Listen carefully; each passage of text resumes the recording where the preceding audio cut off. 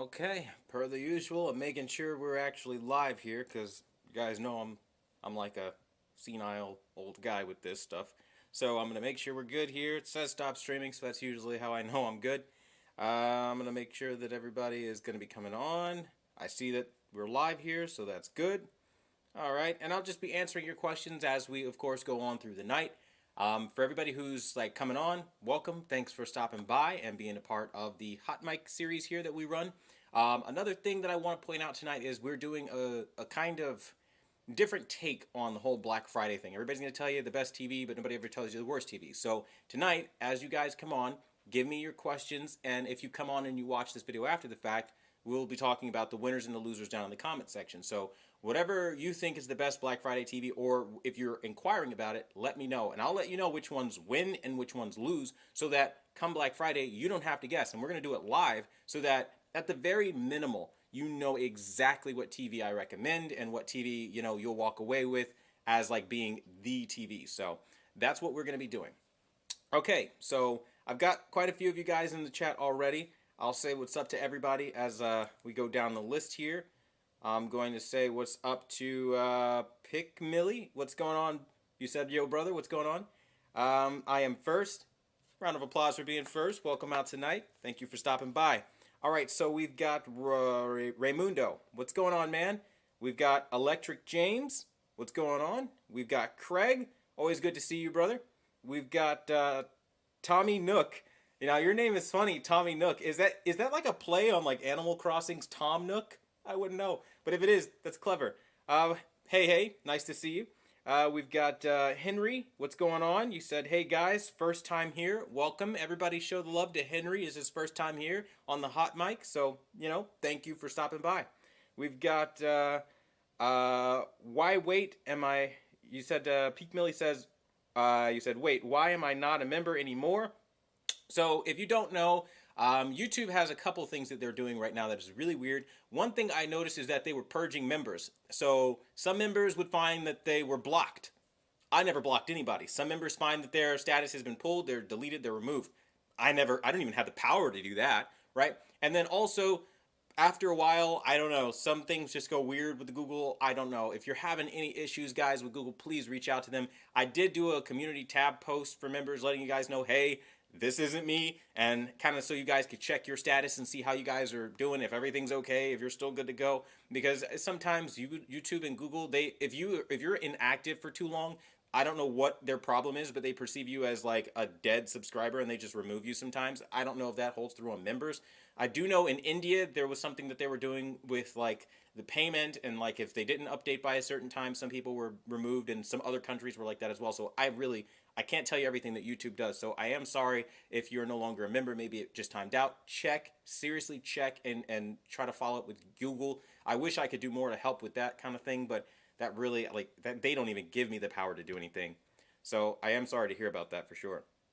All right, we have U7G versus the TCL. Which TCL are you inquiring about? What's going on, Christian? Thanks for stopping by tonight. And Tommy Nook says it is. Very cool. I like it. Animal Crossing in the house, right? We've got DB Cooper. What's going on, man? Thanks for stopping by. The Red Hood. What's going on?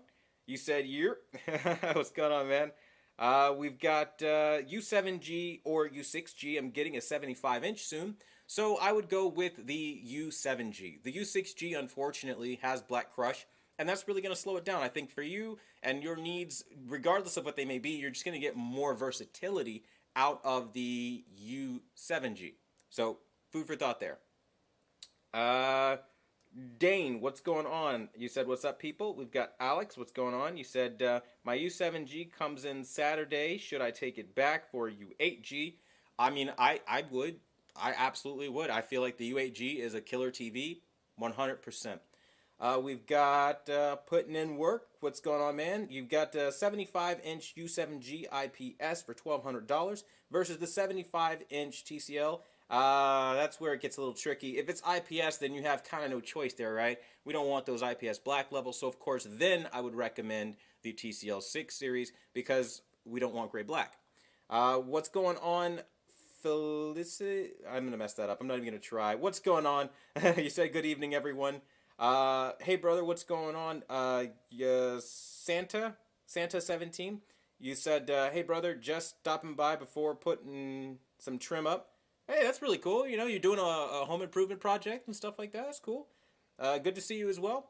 We have Christian. What's going on? You said, I'm literally picking up my USG from Best Buy as we speak. That's what's up. It's a really great TV.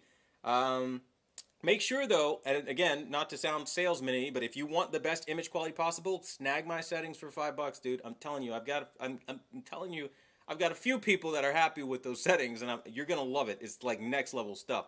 We're also working on HDR settings. They've started rolling out so far. I got the C1 settings for HDR up today, and I've got more settings obviously in the pipeline, but it does take time. Now, I also kind of wanted to clarify for people wondering, while I did a video today about HDR sucking, that is literally just in the direct response for people who always ask the question, hey Quantum, why is it that you're always saying that HDR sucks, you never want to do settings for it, you don't like it? I wanted to show that because like it's really a difficult thing to work on. So it's not something that I can just jump up and make look good because it inherently looks really bad. So it's like you're starting from like absolute zero in most cases in scenario, like you saw with the Dolby Vision example of Mulan.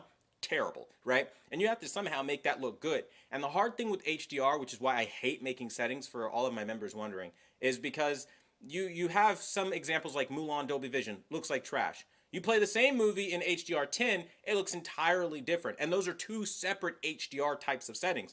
Dolby Vision is different from HDR10 Plus and HDR10. So a lot of people are always asking questions about what HDR should they be using, what should they be applying, and it really does depend on the movie. Like Dolby Vision on Mulan, totally garbage on the C1. I hate it. The HDR10, it looks good. I would say that's more than acceptable and you should be happy using it. But again, those are two different HDRs and I always get requests for both of them.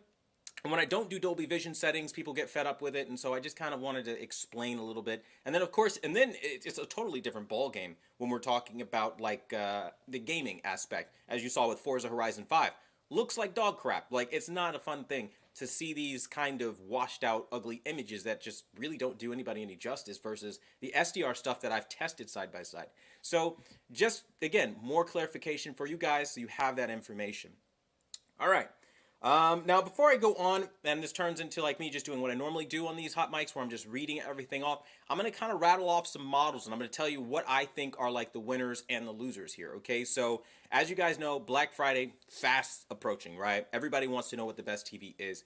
So, I'm going to go down my idea, okay, price-wise, and then you guys can kind of work it into your budget and then ask your questions from there.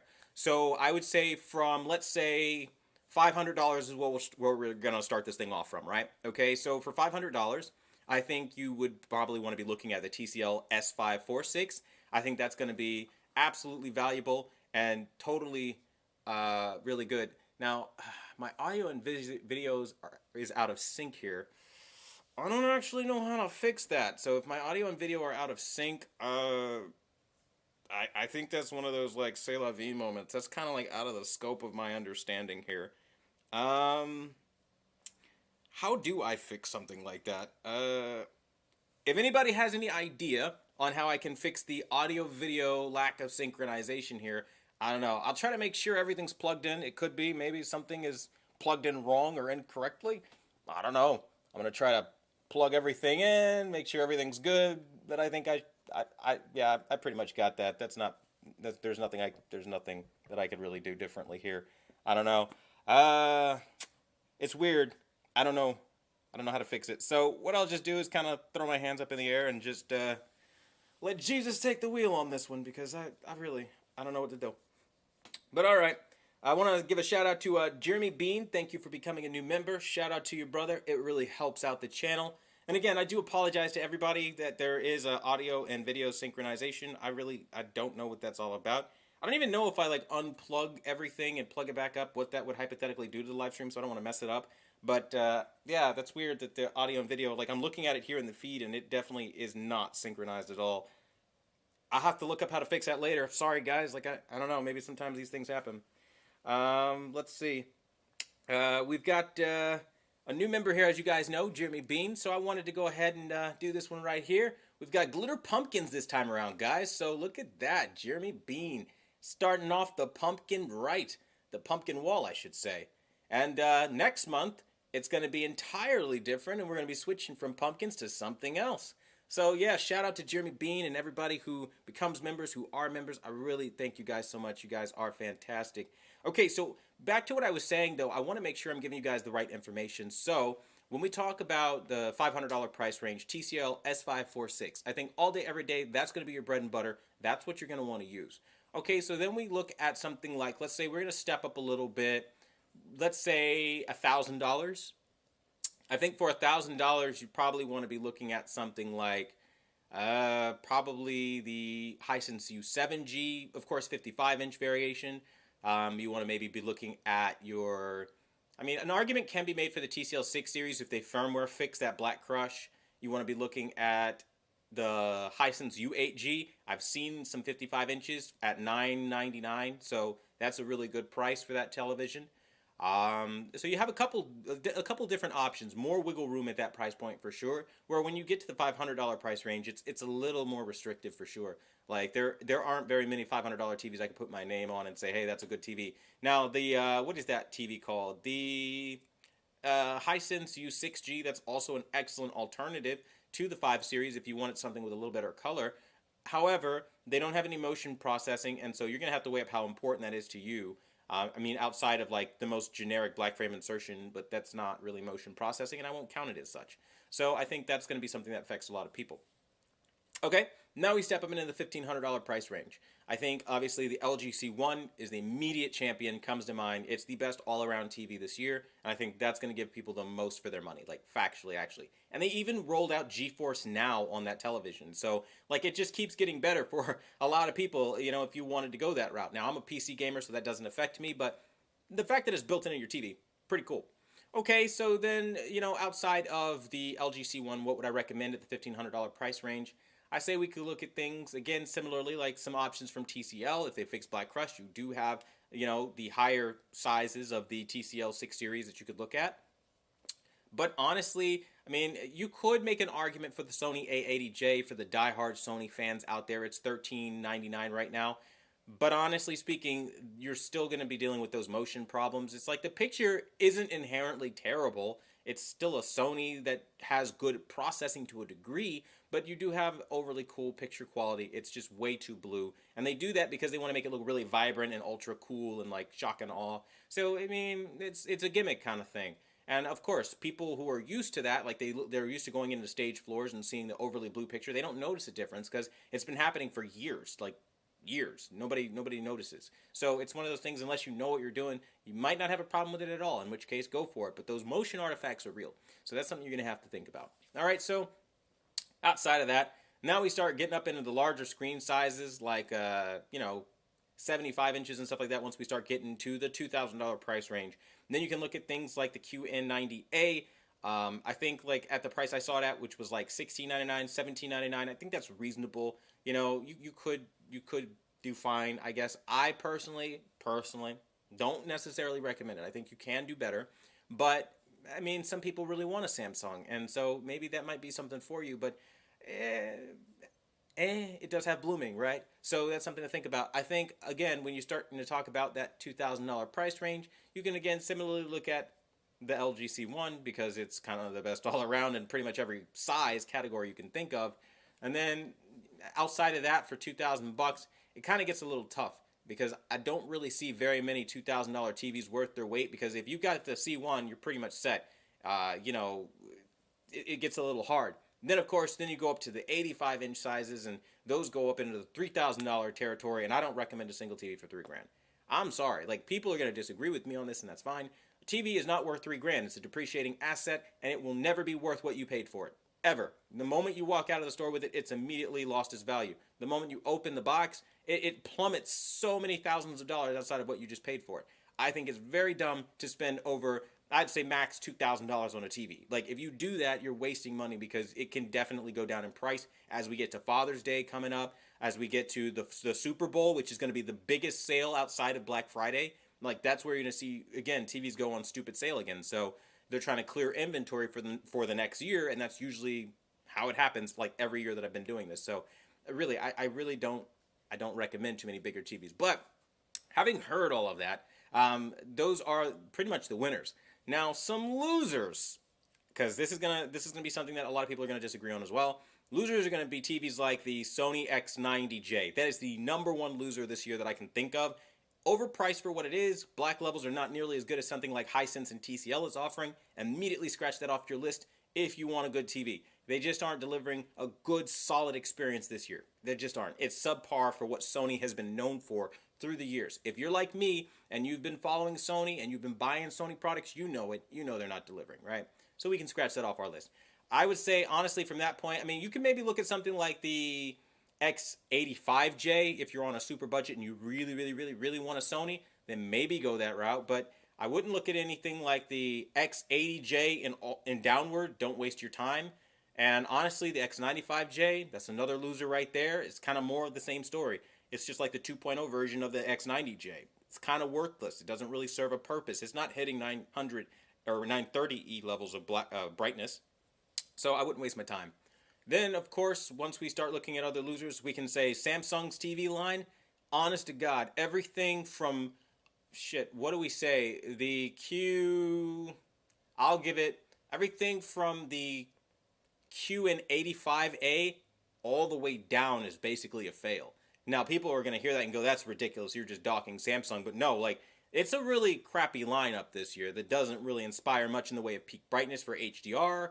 If you like that kind of thing, or even for SDR, it doesn't inspire much in the way of motion processing. It doesn't inspire much in the way of, again, quality control. You're going to notice a lot more clouding and a lot more uniformity issues where you're going to return and exchange a lot with these lower-end Samsungs, like every year, because they just don't care. Somehow they have a good reputation after all that. I don't understand it. And then, of course, when you get up to like the QN85A, the QN95A, I mean, they're acceptable. They're just acceptable TVs. You are better off buying last year's T series from Samsung because that's better. So the Q90T and stuff like that. Do that instead, because why would you waste your money doing something like, the new stuff that isn't really transformative or doing anything different or better? So outside of that, other losers that I can think of off the top of my head, every LG LCD TV, LED TV, period. Every one of them. Scratch them all off your books. They're pushing IPS garbage, means gray blacks, means blooming that is out of control, and you're paying a lot to do it. And honestly, just get yourself a Hisense. You won't deal with any of that. Get yourself a TCL. Won't be dealing with any of that. And so, having said all that from the big three, I think we can now focus on you guys' questions because you have a lot better of an idea of the play-by-play as to how these TVs are actually stacking up towards the market. But if you have individual questions for me, now's the time because I'm going to be just blotting through and hitting everybody's questions. All right, so let's start back at the top again. What's going on, Troy? You said just stopping by. You said just stopping by to say thanks for doing this type of forum QA. You said tell Mrs. I said hi, and you two have a great weekend at Thanksgiving. I appreciate that, brother, and thank you. Same to you and the family as well. It's always good to hear from Troy. We've got might have to try Restream. Yeah, I mean, I could try to do the Restream option, but I mean, we're already starting. Don't worry, I won't take up too much of you guys' time. I mean, we're pretty much dealing with this lag thing. I've got to solve it. I don't know how I'm going to figure it out, but I'll figure it out some sort of way.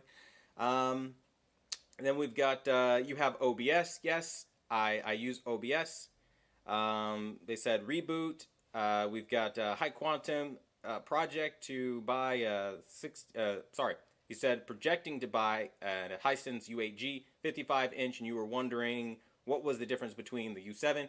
The U8's just more premium. You get slightly better in the way of black levels. You get slightly in the way better of build quality and things like that. I mean, it's brighter. It's definitely a huge benefit. And so that, with the better local dimming, I think makes a better sense. I mean, you're talking some, on the 65-inch, 360 zones of full array local dimming, which is just wonderful. It does a good job. So I think that's going to be the big clincher there. In OBS, go to Advanced Audio Properties, add Sync Offset. I'll try it. Let's see. I'm telling you, I'm like a noob with this stuff. Okay, so in OBS, go to Advanced Audio Properties. You laugh at me when I tell you I don't even know where that is at all. I'm just going to open Properties and hope that something happens here. Let's see. I just see Configure Resolution, and I have no idea what I'm doing. Audio Output, Capture Audio Only. That's usually what it's set at. Nope, that's not where I'm supposed to be. I have no idea. Let's try settings. And let's see if I can fix this. Ew, this is much. Okay, advanced. Now it's talking about monitoring. That's not it. Just the default. I have no idea what I am doing. It says go to advanced audio properties. I don't even know where to find the advanced audio properties. So I'm just going to imagine in settings under advanced. And I don't really see much. I don't see anything that I can do here. I'm gonna have to look it up because I have no idea. Not the slightest idea. I am not an OBS genius by any stretch of the imagination. So yeah, that was my good old college try. I failed. I suck. All right, moving on. We're gonna go to Christmas trees next month. Maybe, maybe not. It depends. Maybe you might have figured it out. Maybe you didn't. Who knows? All right, so how much is your gaming chair? I have no quantifiable idea. It was a gift. We've got, and not a company gift. I have to point that out there. People will be tripping on me. He admitted it's a gift. No, I have a family. Yes, I have a wife. She loves me very much. So yes, it's a gift. Okay, so moving on. Best Buy got the Tcl R6 or R546 for $4.99. Was gonna pick it up today, but car fix costed more than I wished. Damn. Bro, you were just singing the tunes of life, man. I feel you, bro. That shit sucks.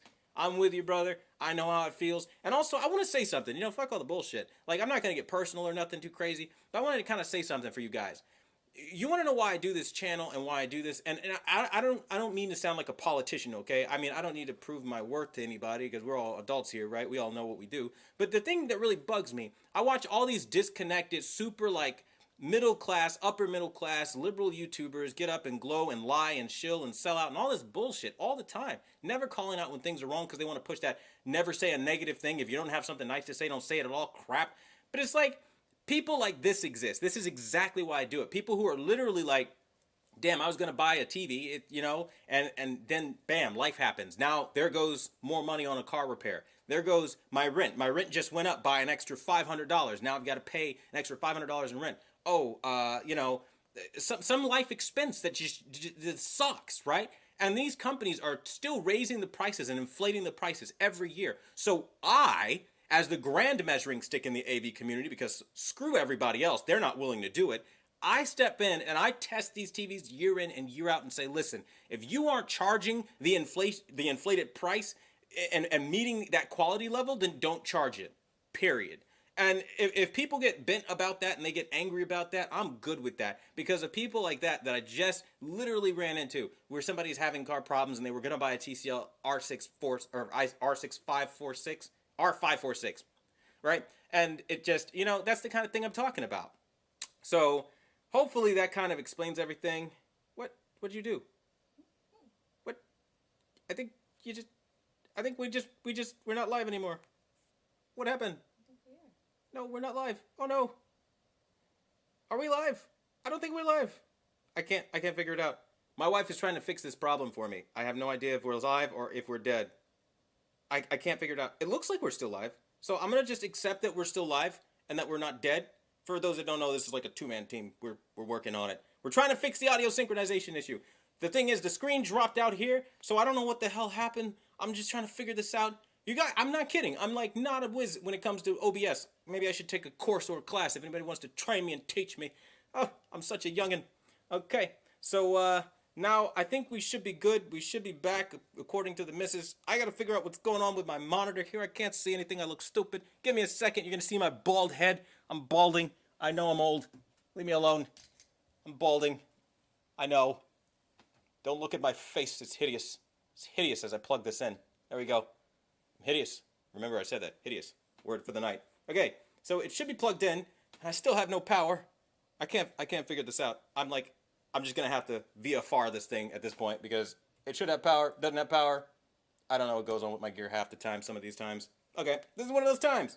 You guys, that's the thing. That's the fun about a live stream. Sometimes your screen's just gonna go out and you're gonna have to roll with it. So, alright. That being said, shout out to, I'm going to mess this up, I can't even read that. It's like a Daiko? Daiko? 12. Thank you so much for your donation of $5. I really appreciate it, but you have a question here, so I want to get to it. You said, do you think the Tcl 6 series can give me similar experience to the Samsung QN90A? Absolutely. You said it seems a lot. You said it seems a lot to spend $1,400 on a TV for me, dude. Don't do it. It's not worth it. It's really not. I swear to God. Like the TVs that they're selling now for those prices, trash, literally garbage. Now I got to rearrange everything here because I got my I gotta monitor how everything is going off of the main screen here on the computer. Give me a second here. Yeah, I really, honest to God, I wouldn't do it. I seriously wouldn't do it, so that's my recommendation for you. Don't do it. Go with the Tcl 6. It's most of the picture quality, I swear, dude. If not, it's the exact same thing, more or less. Anybody who's ever reviewed it will tell you as much, if they're being honest. So, yeah, definitely do that.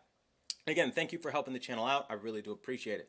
So we're going to go back up to the top here, and let's just go through some of the questions you guys have. Okay, so it looks to be like we fixed most of our problem that we were having in OBS. So, hey, thank you, Mrs. Q. You hooked me up. You know, gone. I'm checking out for the evening, if you can't tell.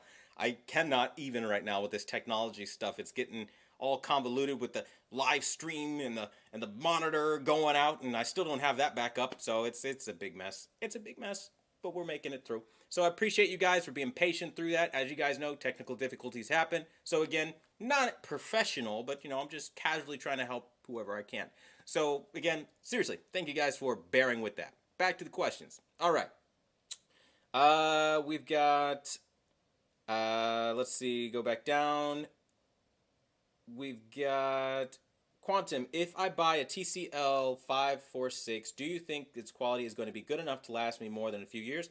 Absolutely. I think every TV manufacturer at this point, if we're talking about names that you've heard of before, I can't tell you about off-brands like Hitachi or something like that, or like a Sano, but I can tell you, like, if you're going with something like a TCL, a Hisense, a Vizio, their quality is equal to what you're going to find at the high-end brands. People are going to take grand protest to that, but look at owners' forums of every so-called high-end TV. You're going to find it littered with people who are pissed off about quality control issues. Oh, I've got a pink tint. Oh, I'm noticing motion problems. Oh, G-Sync isn't working. Oh, I noticed that there's a near black gamma issue. Like, the list goes on with these problems with these so-called quality sets. And then with the LED stuff, with things like the 900H and things like that, enough said there. That TV had its own list of problems, okay? Like, seriously, you're fine. I know there's a bias out there where people will always try to sell you the top name brands, but those are the same people when you walk into a Best Buy, literally pay for an entire wall. Samsung, Sony, LG, Vizio. Like, these are the people paying for favor. Okay, so you're going to find that favor in every aspect of society, because you're crazy if you think it's just going to kind of stem from, like, only a Best Buy wall, but it's not going to affect reviews online. They're not going to approach anyone else in society and, like, try to get favor elsewhere. It's just how marketing works. And unfortunately, they have been around longer, so they have more people supporting them, which means they can have more aggressive marketing campaigns, which in English, breaking the fourth wall, boom, it just dissolved right before your eyes, okay? That means that basically they're going to hire people to give reviews. Because when you write a real review and a one-star review, they yoink it. And I've had it happen many times, showed it on this channel many times.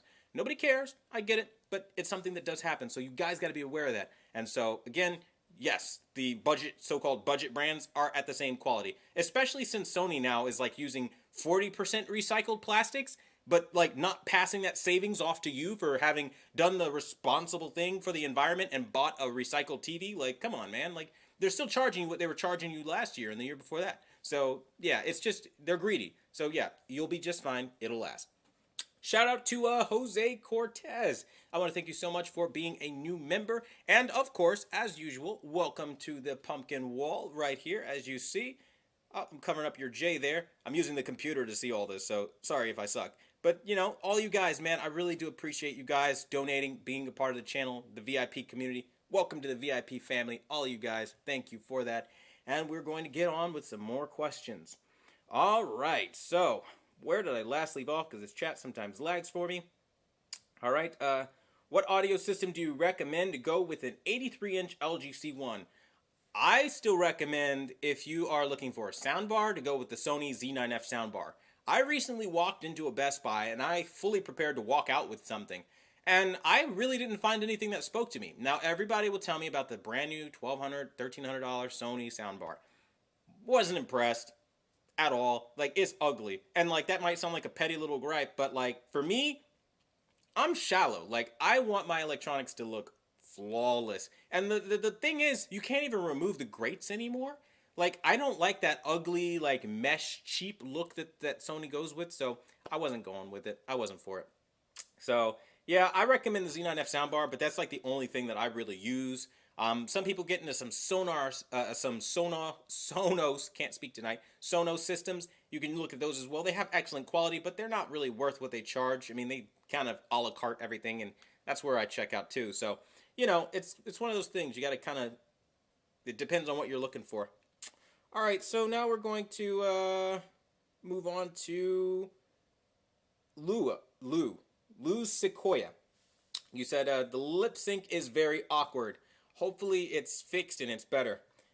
We've got, in Canada, I paid $22.99 for my 65-inch LG C1. That sounds pretty, like, bad.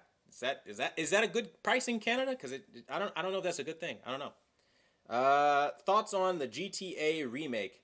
Neutral. You guys are probably going to laugh at me. I've never actually ever played a GTA game ever in my life. I just never really got into it. Like when I was growing up, my mother was like, no, you can't play games with hookers and shit, and crashing and murders and drugs and gangs.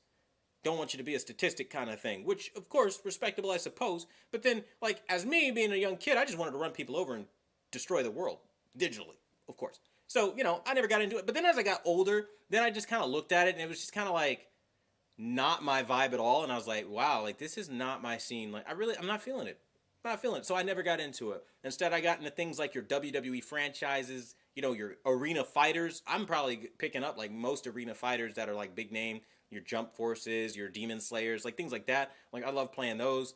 You know, Forza, they screwed me this year with what they did this year. But, you know, it's still okay. I still, world-wise, like, let's talk about, like, leaving all the politics stuff they put in the game out.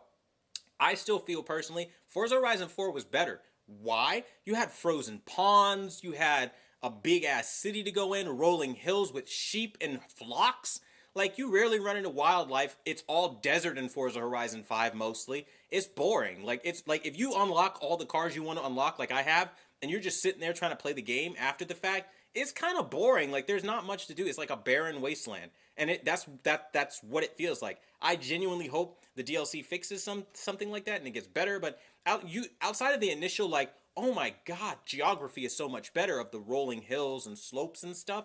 Like, this year is trash. So, you know, that's just how I feel with a lot of the games. Guardians of the Galaxy is fun. I'm not feeling what they did with the main character's hair. I'm not feeling what they did as far as, you know, making you literally run around as, like, one character when you have, like, literally everybody in Guardians of the Galaxy. You could swap characters. That'd be dope. I personally want to play as Gamora. You know, you want to talk about empowerment of women, but not let me play as the only female on the team? Like, that was trash. I didn't like that at all. You know, so I could go on a tirade here, obviously, as you could tell when we talk about gaming. But, yeah, essentially, no. Opinions on GTA Remake, neutral, haven't played it. Other games I have played have been disappointing, though. Not gonna lie, you Xbox gamers out there in this community were right. I'm gonna take my L, and I'm gonna do it like a man on camera. Probably gonna buy Game Pass after all that shit talking I was doing. Why? Because I played Forza Horizon 5, and I saw very clearly you can't get excited for anything anymore, and you need to vet everything they push out.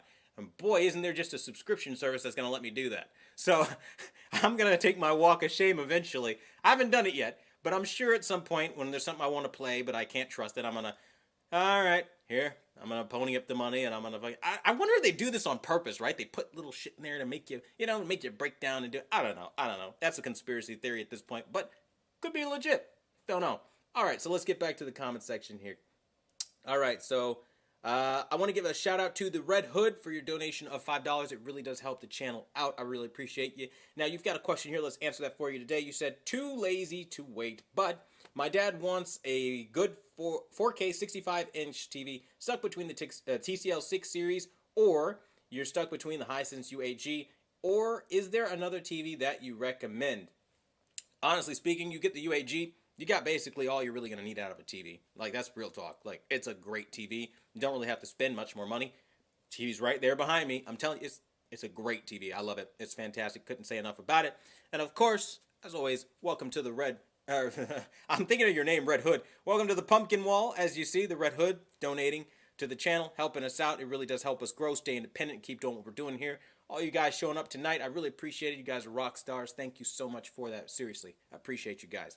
All right, so moving on to answer some more questions. We've got, we are live.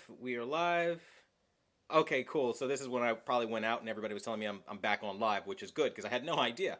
All right, so peace, brother. Enjoyed the stream. Happy Thanksgiving. Same to you. Everything's good. Yes, we're live. We're good. Okay, thank goodness you guys are letting me know I was live. All right. I was going to buy the Sony A80J after watching you. I went with the LG C1. Thanks. Well, I'm appreciative that you listened to my advice and you gave me an ear, so I really do appreciate you. Let's see. We've got audio sync issues fixed. We've got, should someone with not a lot of money apply for a Best Buy? No. Absolutely not. Do not do that. No, no, no, no.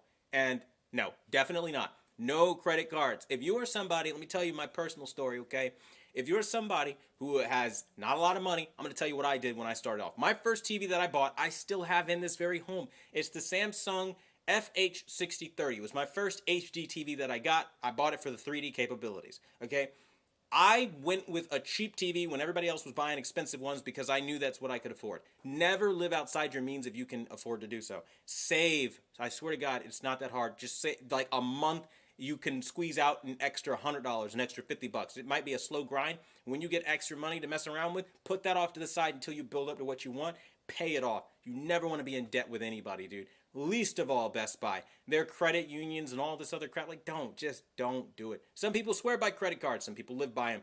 I got credit cards I don't even use, dude. I literally just use it to build credit. Take it out, swipe for gas, immediately pay it off. Like, build credit, right? Like, I'm big on that. Like, never live outside your means. Like, I hate that. I don't know. Don't do it. Not worth it. For TV? No, absolutely not. Especially with the TCL series knocking around here, dude, it's totally worth it to just kind of buy the TCL, you know, what is it? The S546. Get that model. That model is going to basically cover what you'll need out of a TV, and it's excellent. So, yeah, don't go into debt for this stuff, man. It's not worth it. All right, so we've got the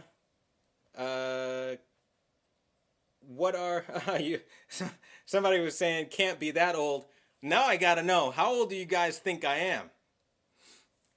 Answer carefully, because I always get, I love this. I always get called by like 34-year-olds. I love it. They're always like 34, 35. They're like, oh, young man. Oh, I'm like, and how the fuck old are you? And how old do I look? If I look, bro, if y'all hit me back with 18, y'all about to make my night. I'm telling you that right now. Let me know how young I look. I mean, really, like at this point.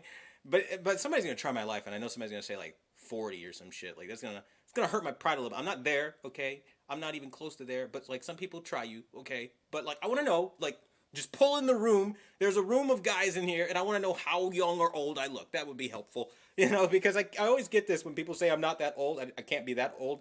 You're right, I'm not that old, but I'm also not necessarily that young either. I'm kind of like in a purgatory here. I'm kind of seeing the hill, and I'm about to roll down the hill, you know? And I'm just looking at it, and I'm like, fuck, you know? Like, you know what I mean? Like, you're about to go, bro. It sucks. So, yeah, I'm just, can you tell I'm dreading? I'm dreading a little bit. Can you? Oh, yeah. My wife is, like, laughing right now. She's just dying. But, yeah, that's the hill I'm on. All right, so we've got, what are your thoughts on the Vizio M series, basically 65-inch for $599? Trash, wouldn't do that one. I would definitely go with the TCL instead. New TCL 5 series on Black Friday sale or the U7G. Honestly speaking, I would probably, like, realistically, if it was me, I'd go with the TCL 5 series and just save the extra money because it's most of the picture quality anyway. Unless, of course, you wanted the better color, but honestly, I mean, really, for the money, really, is it worth it? It's got a smooth gradation feature, so you can really nitpick at that point. TCL has smooth gradation. The Hisense U7G has extra brightness and like a hands-free voice control. Like you can go back and forth, but it's not necessary. I wouldn't do it. All right. Love your brutal honesty. Love your brutally honest reviews on TVs and life. Stay vigilant, brother. As always, you know it. Hey, shout out to Handicart Mexican. If we can, just show some love for this guy. Holding down the Discord with our boy Anonymous, man. You guys are superstars over there. I see what you guys are doing. You guys make that job like really easy, like going over and checking on everything, and it's just like you guys are already helping people and answering questions like way before I ever get around to it. I show up on the Discord and I'm just like, I'm not needed here. I can just sit back. This is, I'm not gonna lie, it's kind of nice. You guys are on the ball. You got it. So I appreciate it for sure. You said, "What's up, fam? Sorry I'm late. No problem. It's good that you stopped by. Nice to see you, brother." We've got hey Q, have you? I'm sorry. Hey Q, you have any knowledge about using ARC to a soundbar with the C1? Yeah, I use the the Sony Z9F soundbar. So basically, I just literally do pass through that way on the C1. Pretty simple process. Just use the ARC port. Then essentially the soundbar becomes your pass-through device, and then you just plug the devices you want into the soundbar. And every time you want to access it, you just hit the HDMI that the ARC is on, and then on the remote for the soundbar itself, you just go through each HDMI that you want. That's the extent of my experience with soundbars and using ARC. That's about as much as I do. I don't really do anything else. I don't really need anything else. I love it. We've got. Seems like a couple of people here are having issues. I have had no issues with the C1 using ARC. I've seen that. I've seen all kinds of things about the C1. I see that the HDMI signaling override menu doesn't work. I see that settings are grayed out. I see that when in Dolby Vision, I forgot to post that video today. Holy shit, now I think about it. I made it, I just never posted it. When in Dolby Vision, there are some problems where settings are getting grayed out when you're trying to calibrate and adjust. And so, like, what the hell? I'll show you how to fix that. I fixed it. Found a workaround, if you will. I know how to get around that and open up settings. It's stuff I know, but I don't share because I think everybody knows it, but you're not in my mind. I don't communicate very well. Like, these are life problems sometimes. But I'll get that out to you guys. So yeah, no issues on my end. What's the best 85-inch budget, or budget 85-inch for a PS5? 85-inch budget? We could hardly call an 85-inch a budget TV. That's rough. I've got to actually look now, because I don't actually know off the top of my head when we talk about 85-inch TVs, in the budget sector, no less. That's going to be hard. I mean, your options aren't great, right? I'm on Amazon right now, just checking for you. I would never buy the AU8000, right? I would never personally buy the Samsung Q80T. I would never do that, and I wouldn't recommend you do that. I would never buy the Q70A. That's a trash TV. Oh my god. Another video. I mean, and then you go down to the Neo QLED, $32.97. Well, that's not really a budget option. So I mean, at 85 inches, your best bet, I shit you not, your best bet is gonna be the X85J. Just do that for $19.99, I guess. Because right now, I'm not seeing anything worth a damn. The TCL Q60A, trash. Don't do that. Some unnamed, it's not even named, it's a Hisense, what is this? I don't know, it doesn't even say what it is. Some Hisense 85-inch, it's not even named for $1,099. Pass. I wouldn't do that, right? What do you got? The X91J? I mean, I guess, but like, I would pass on that too, because honestly speaking, why would you do that over the X85J? I mean, it's doesn't have local dimming, but it's still full array, and so that will cover most of what you need. I don't know. It's weird. And then, of course, for 85 inches, you got the TCL that they have, their new nonsense that they're pushing, their QLED. I'm not interested in that. I mean, it's the same thing as the 6 series, so I suppose you'll have a better experience, but that's not really budget, though. You're over $2,000 here, where at least at the option that I'm so far recommending is not that bad. And again, more TU 8000, pass. I mean, this is kind of the trend, though. A 4 series TCL 85-inch for $15.99, pass. You don't want anything without quantum dots. It's just not worth it, right? The X95J, pass, right? Like we could go down the list all day, all night. Essentially, like all the options in 85 inches that I've seen, you're either going to spend a lot of money or you're just not really going to get anything worth your money. And I don't see good 85-inch options. You know, it's really the only monopoly that most people probably are running to is probably going to be like NanoCell, like what, the Nano 9086? I told you about that earlier on in this video. Pass on all NanoCell. So yeah, at the end of the day, as I look through this, you know, that size is not a budget size, and it's not very budget friendly. So that's kind of like the read I have on that. But yeah, hopefully that was helpful. I don't know if it was. Let me know. You can say you suck, it wasn't helpful, or whatever the case may be. I don't know, man. Hopefully I did something for you. Let's see. Thanks for the honesty about the Sony. You said went with the 75 U7G over the X90J. We have new LG C1 is perfect. Where do you get those background wallpapers? Background wallpapers? What do you mean? Like you mean like what's running on the television on the background? If you're wondering about that, that's not really like a wallpaper or anything.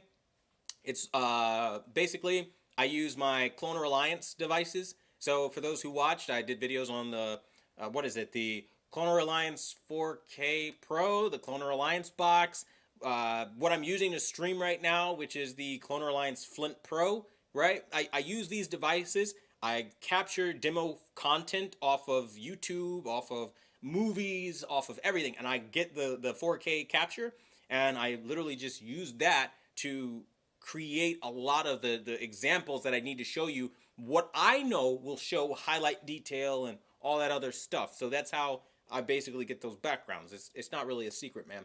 So, you know, that's what I do. Now, I'm sure there's probably a budding AV YouTuber to be out there taking notes. I'm going to steal that too. And I'm going to steal that too. You guys know how it is. Never give me credit though, but it's cool. But that's what I do. That's how I do these comparisons and get the kind of looks. Because if I were to play the videos, you are factually going to get hit with a copyright. And I can't have that, right? I'm not going to deal with that. So that's why I get around it. All right, so we've got, how can I fix the 120 Hertz flicker on the LG C1? I honestly don't know because I don't use 120 Hertz like literally ever. It's not a thing. And when I did use it, I never ran into it. I hear this from time to time, but I've never seen it myself, so I don't have a fix yet. Which set do you recommend? Do I recommend all day, every day? Only 2 in 2021. Like, if we're talking, like, price off the table, let's being real, I'll give 3, okay? To cover everybody's bases. I only recommend 3 TVs this year. I'm being real with you right now. Only 3, personally, that I have spent my money on and would spend my money on. Only 3. Okay, number 1, the Tcl S546. If you're on a budget, you have no business looking at anything else in my personal opinion, because that's giving you everything you need.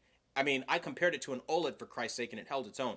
That's really all you should need to know. And the C1 no less, which, by the way, that's number 2, right? That is the TV for me, right? And then, of course, the Hisense UHG.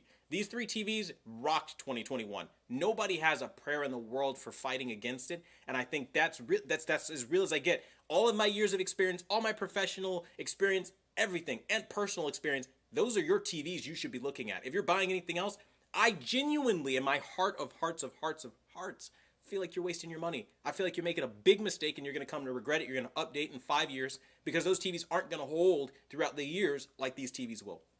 That's just how I feel about it. But hopefully that really answers that. Shout out to Puppet Master. Thank you so much for your donation of $10. As you guys know, it really does help. And for all you guys showing up tonight, you guys are superstars. And for watching the stream tonight, I really appreciate all of you. All right, so quick question. Why do pro calibrators charge so much? Oh man, this is going to be fun.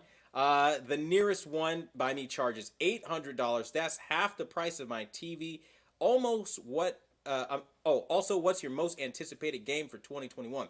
Okay, we're going to get into this.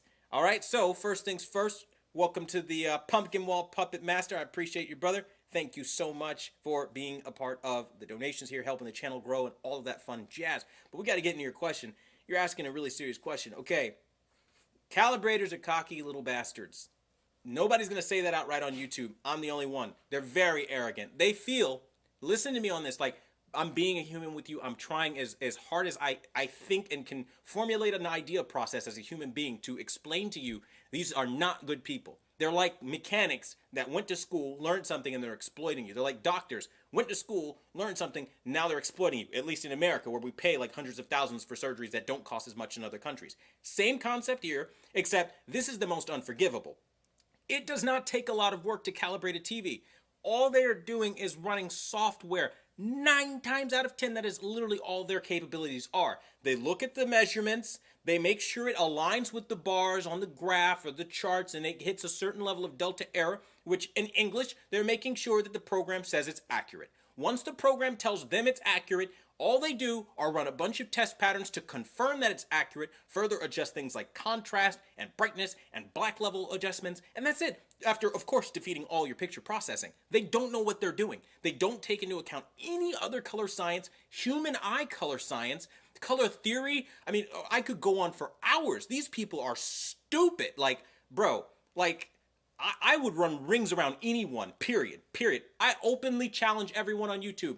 Put me in my place, please, I dare you. I will run rings around you with creating settings that people actually like. Because when I've met these calibrators that have been doing this for 35 years, cocky little bastards, never left 1992, okay, 1990. They never leave it, right? And they all have this chip on their shoulder like, I'm the calibrator. I know how to get this to look reference accurate to a TV from fucking 30 years ago, as they proceed to talk about 10-bit TVs, never once taking into account. Let me ask you like a hypothetical question. You've got quantum dots. Those quantum dots, no matter what, are going to generally give you a boost of color across the board over just a standard TV that didn't have quantum dots, even on the same Rec 709 content.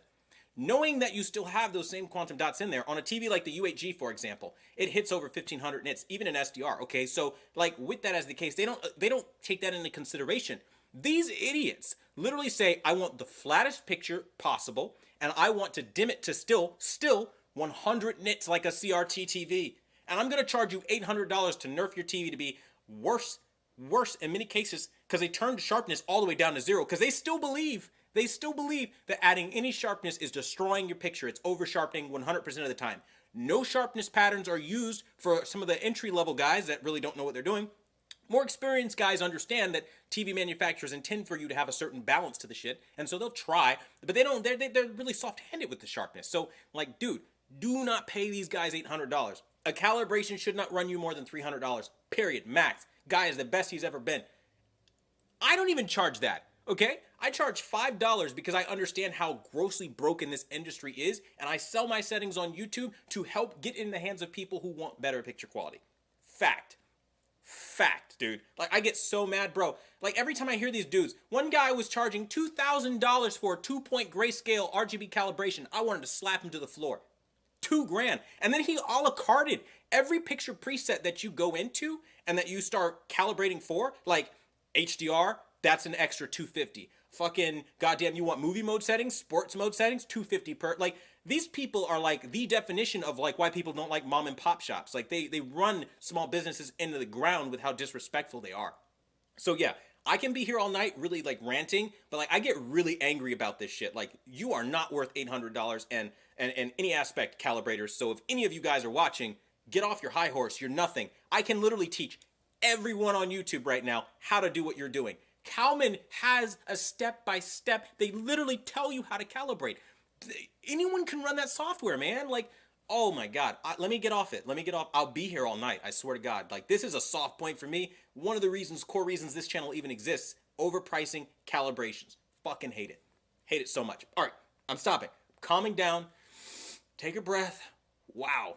Didn't expect to get triggered, but when I think about it, it just works me up. So yeah, I really don't like it, like at all, if you can't tell. So sorry, Puppet Master, but yeah, no, that's not good. Now, the second part of your question, that can kind of calm me down a little bit here. All right, so most anticipated game for 2022. I'm not even gonna lie, bro. I'm looking real heavy at that Avatar game. That Pandora game, like, that had me like, what? Because I like the old James Cameron Avatar game on the older consoles, but I never got to it. So that really has me excited. Like, if I could run around that, that'd be pretty cool. Hogwarts Legacy, I would say I'd be excited for, but we know J.K. Rowling, and, like, I don't trust her anymore, so I have to vet that game, because I don't know what kind of shit they're going to try to pull. Like, I'm going into it as a Harry Potter fan, like, oh, Hogwarts. And then, like, you never know, I get to the game, and in-game, they made Harry Potter like a black woman. That's what J.K. Rowling is on. Never mind the source material. She doesn't care about that. So, like, for me, I gotta really check, like, what they're trying to do with that game, and if it's true to the real Harry Potter universe, or if they're just trying to do whatever they think will pander and give them money because they're doing that and get them the most amount of sales, if you know what I mean. Outside of that, I mean, maybe like WWE 2K22, massive WWE fan. For those that don't know, I'm actually a diamond creator in WWE. Like, I've been for years. I'm one of the best arena makers around, period. Like, I'm that guy. You want an arena made? Come to this guy. I make the best. But that, you know, that's my thing, though. Like, I have fun with the creative stuff, too. Fighting games. If Injustice 3 launches, all bets are off. I'm about that game 24 hours a day. Y'all know it. Like, I love Injustice. Like, that's my franchise. Like, fighting games, Mortal Kombat's, love them. So yeah, that's what gets me hyped. That's what I'm at. So yeah, hopefully that answered your question. Sorry about the rant, everybody, but I really get my feels about these calibrators, as you guys know. They really ain't got no business doing that to y'all. Like, it's really jacked up. Like, it's really effed up. So yeah, we know.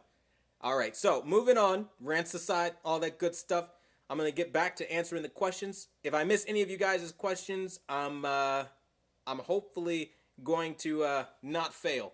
All right, so let's. Oh man, I got to the age section. Red Hood says 35. Oh man, you did me dirty, Cruz. 46. Ah, you trolling? No way, bro. We've got. I think you're 29. We've got. I think you're 38. We've got. I think 32, 28, 32. Ah, y'all are in the ballpark. All right, I see you. You guys are hitting it. All right, let's see. Let's go back up. This is exciting. Okay, 29, 28, 27. Ah, you got it. Did DDA drugs. You got it. 30. 30 years old. Damn, some of y'all said 40? Come on, man. That's dirty. Yo, y'all made me happy. I'm not even gonna lie. I saw 27s in there. I saw 28s. I'm like, okay, yeah, I still got it. I still look a couple years younger. All right, I'll take it. So yeah, no, definitely 30 years old, man. All day, every day. So it is what it is. I'm not young, but I'm not old either. I'm just kind of like looking at the hill as I'm about to tumble down in the 30s, 30 years old. So there it goes. All right, nah, you're like 36. 36? No. I look old. I'm looking at myself on the thing. I mean, I'm balding and shit here. I mean, damn, y'all really got a guy out here self-conscious. No, 36. All right. All that aside, I'm going to give a huge shout out to World Traveler. Thank you for your donation of $10. Helps, again, everything we do here. Keep it independent. Keep on these guys, right? You said, thanks so much for all you do. It took me 7 years to pull the trigger on a TV, and your Hisense UHG review and settings blew me away. You said, it's the best pre-birthday gift I ever bought. I am honored that I'm able to be able to help you like that, like genuinely, because like when I do purchases for myself, it's always my luck, because I buy outside of like my niche. I know what I'm doing, right? I'm the TV guy. But like sometimes I don't know what I'm doing. Like if I'm looking at something like a toaster, I'm not an appliance expert, right? So I don't know what brand of toaster is going to last longer, right? Or like, what solar power generator is going to last longer than, I don't know. So I got to look up videos. And so it's always like selling, shilling. And it's like, for me, it's really annoying. So I totally understand where you're coming from. And 7 years, man, you really were patient on that for sure. Like, you sound like, bro, this is going to sound like really, really terrible, but like, you sound a lot like me with my wardrobe. Like, I will rock the same jacket for like 7 years, the same wallet for like the end of time if I have to. I'm really bad about replacing wallets specifically. Unless it's a gift, I don't change it, right? So, I don't know. It's kind of like that. That's how I would gauge it for me. So yeah, I'm glad you were blown away. I'm glad you like the settings. I'm glad you enjoy the UHG. Really important. And of course, I got this for you, brother. Welcome to the Pumpkin Wall, World Traveler. We've got a puppet master, but now we've got a World Traveler. That's what's up. We got quite the awesome wall here we're building up. I want to thank you guys for that, for sure. You guys are awesome. And of course, I want to give a shout out to Salvador. I'm going to mess your name up. I'm not going to mess your name up. I'm just going to say Salvador P. Thank you for joining, becoming a member. Welcome to the VIP family. You have questions, ask away. And of course, as always, welcome. Shout out to RVTISON. Eason? Is that how you say that again? I'm going to mess it up. I'm sorry. Thank you for your donation of $5. Really helps us out. Thank you so much. I really appreciate you. Seriously. You said with the Tcl 646 not available in 75-inch, is there a huge difference from the... Yes. So the R635 had a problem where occasionally some units would have, like, you could see the individual LEDs looked really bad, really trashy, didn't like it. Uniformity issues. Dirty screen effect was a very big thing. Blooming on some models was pretty intense. So you also had way more in the way of motion artifacts like on that model than you do this year. Black Crush is about the same. They still have a problem with it, so it's not really fixed. And it's other than that, more or less the same kind of TV.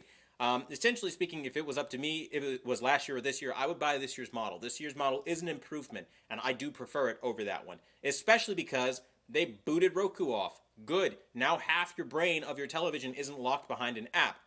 If you don't know, basically all your noise reduction features, like key parts of your calibration, like gamma and stuff like that, were locked behind a separate app outside of the TV, breaking up the user interface into two parts. The dumbest concept on a television I've ever seen in my life. And I think it's great that now they're at least operating with a more normal UI. So yeah, definitely go that route. Yeah, so that's basically it for that one. Oh, shout out to Puppet Master donating again $5. I really appreciate you, brother. Seriously.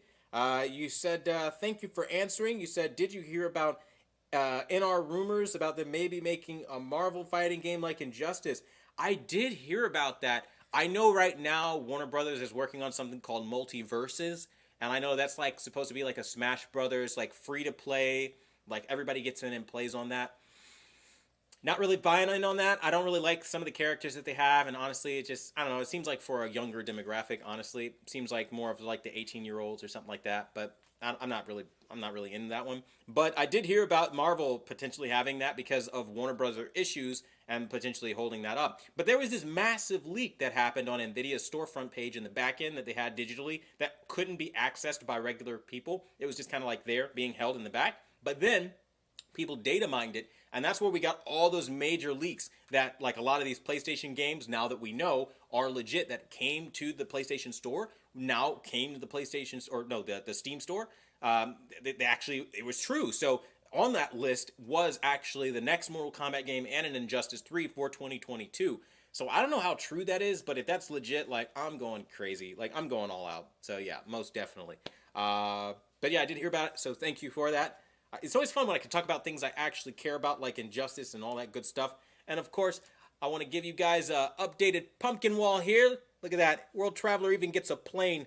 You guys got to thank Mrs. Q for her excellent artistic skills on that one. Excellent. We're going to fly across the screen just like that. Yeah, it probably looks more realistic like that. That's what we'll do. But yeah, guys, I appreciate you guys. You guys are awesome, seriously. So we're going to get back to answering some more questions for you guys. We've got Handicart Mexican. You said you have to become a member to get those. You're talking to somebody down below. We've got where do we find your calibration guides? I can probably try to link it. I don't know if I made it a members only video or not. I may have done that. I probably have done that. But maybe I can kind of guide you along if you need help. Just kind of ask, kind of thing. It's really, calibrations are not hard to do. So essentially, honestly, if I'm being real with you, if I'm being honest with you, you really honestly wouldn't even need my help, because how it works is basically, let's say you bought LG C1. Buy the LG license for your television, and then as you buy the license for your television, you just literally get a color meter. I use the i1 Display Pro that I've been using for years and years. Still works, still gets excellent results, right? Okay, and then you use, what is that? You have your, I'm sleepy. Don't take this as like a lapse of knowledge, because I clearly know what I'm doing, okay? Okay, so I'm a terrible teacher, though. Okay, so you have your X-Rite i1 Display Pro, you have your color meter, you have your license for Calman. Now what you're going to do is you're going to go into the basic workflow. I still believe they still do that. In the basic workflow, you're going to go through and you're going to select, the most entry level, whatever looks like it's got the most prompts for you. Read it, just read it. They'll show you. And if you right click on properties on your computer, right click, it'll pull up a menu, go down to properties, click on it, and you should be able to enable, like, show the line or something like that. Basically it'll show you like where you should be. But if you click the basic workflow that kind of is a beginner's workflow, it'll show you like step by step what a delta error is and explain why you want to hit it and how you hit it and all this stuff, and it'll literally walk you through how to do a 2-point. Like, that is not hard to do. A 10-point is virtually the same concept, except now you're using more points. So it's a lot more of a balancing system and things like that. Color is a little bit harder to calibrate. It's kind of the same concept of making sure you hit below a certain delta error point. They always give you your targets with Calman, so you don't have to guess what your targets are. You just have to know how to read the graphs and charts. If you know how to read the graphs and charts, the rest is easy. Like, at first, you're going to look at maybe like an EOTF graph, and you're going to be like, what the hell is that? You're maybe going to look like at the RGB line, right? And you're going to see a bunch of things all over the place, and you're not going to know what it means. The goal is just to have a flat line. The closest you can get to that is great. There's a bunch of things that goes into it. Like, you can ask me, I'll give you the answer and things like that. It's very simple. It's very easy. People overcomplicate it. So yeah, seriously, it is what it is. Yeah. So Ask questions if you guys have them about it. I'll try to help you. I'm, again, a horrible teacher, awesome in practice. That's just how I've always been. So sometimes I really do explain things like absolute crap. That's just the nature of who I am. I've never been a teacher, right? So if I suck at any point of it, help me. Let me know a way you need me to communicate with you. I'll try to give you guys more in a way. Like over the years, even like when I first started this channel, I sucked at communicating and how things sound. And people would like make troll videos and they'd be like, oh my God, see, look, he doesn't know what he's doing. And I'd be like, no, I know what I'm doing. I just suck at teaching you. Like, I know what to do. I just don't know how to tell you because I'm not a teacher. So I hope that helps. I'm telling you, it's really bad for me. Like, trust me, teaching me, not a thing. But I'm doing my best here, so hopefully it helps. All right, so now we're going to get on to more questions here. Shout out to, I'm going to mess that up. I don't know how to say that. Tell me how to, can you tell me how to pronounce that? Can you break it down for me tonight? I can't really think all that well. Hectic week, but welcome to the VIP family. I appreciate you coming by and being a member. I super appreciate you. And what's going on, David? I see you stopped in. So, hey, thanks, man. Nice to see you. All right, so we've got David P. You said, no offense, but WWE games have sucked since Nintendo 64 games. Revenge, you said No Mercy, even World Tour, those were kings. Oh, come on. Come on, you can't seriously say SmackDown Here Comes the Pain, SmackDown vs. Raw 2007. I honestly believe that there was something unique. It was not the best game, but still, SmackDown vs. Raw 2011, where they had physics where you knock them over, they fall on the ropes and stuff. That was epic on the 360 back in the day. I mean, they've had some heavy hitters. I personally believe games like, even recently, what is that game called? The WWE 2K19. That's actually a really good game because you have so many new mechanics in the game that like we just didn't have growing up. You're able to like exit out, go all around the arena, come back in, fight, and you can do like these long exhausted custom matches that you create. Like it's really cool. Like they do a lot of new stuff graphically. Now I don't like everything about it, but they've gotten better with time. Even 2K20, as garbage of a dumpster fire as it is, does have its redeeming qualities. I'm not gonna lie, it's still pretty sick being able to whip out a keytar and hit somebody with a keytar. Like, come on, that's sick, right? But I mean, yeah, no, they've had their good games, you know, like SmackDown vs. Raw 2006, legendary. WWE Day of Reckoning, the entire game series. Like, personally for me, I love Day of Reckoning 1, Day of Reckoning 2, WrestleMania 19 on Nintendo GameCube. Like, these are legendary games. Like, I emulate these games, bro. If you've ever seen those games running, like max settings, like, bro, they put a lot of the stuff to shame, man. Now, I feel you on, like, the No Mercy stuff. I mean, that's older stuff. But, like, WWF, or what is it? Well, I think it was WWE Raw 2. Raw 2 is an awesome game. You had entrances, but no exiting animations, but it was still a lot of fun. My point being is there are so many good wrestling games, like, outside of N64 era that was great. Like, I personally never got on with N64 era, if I'm being completely honest with you. No Mercy and all those games. I don't like the blocky graphics for that particular game. I am going to be a little bit of a hypocrite, though, because Legends of Wrestling 1 and 2 and Legends of Wrestling Showdown, absolutely insane, must-play games if you love wrestling. I mean, I'm just saying, and if you love the N64 style, Legends of Wrestling 2 is about that. Like, you could paint the whole arena in blood, which I wish you could do in these new, absolutely, like, PG games. But, you know, everything's, like, now the age of TVY7, so what can I do? But yeah, no, yeah, come on, you got to give some credit to the newer games. They did some stuff right. Not everything, though.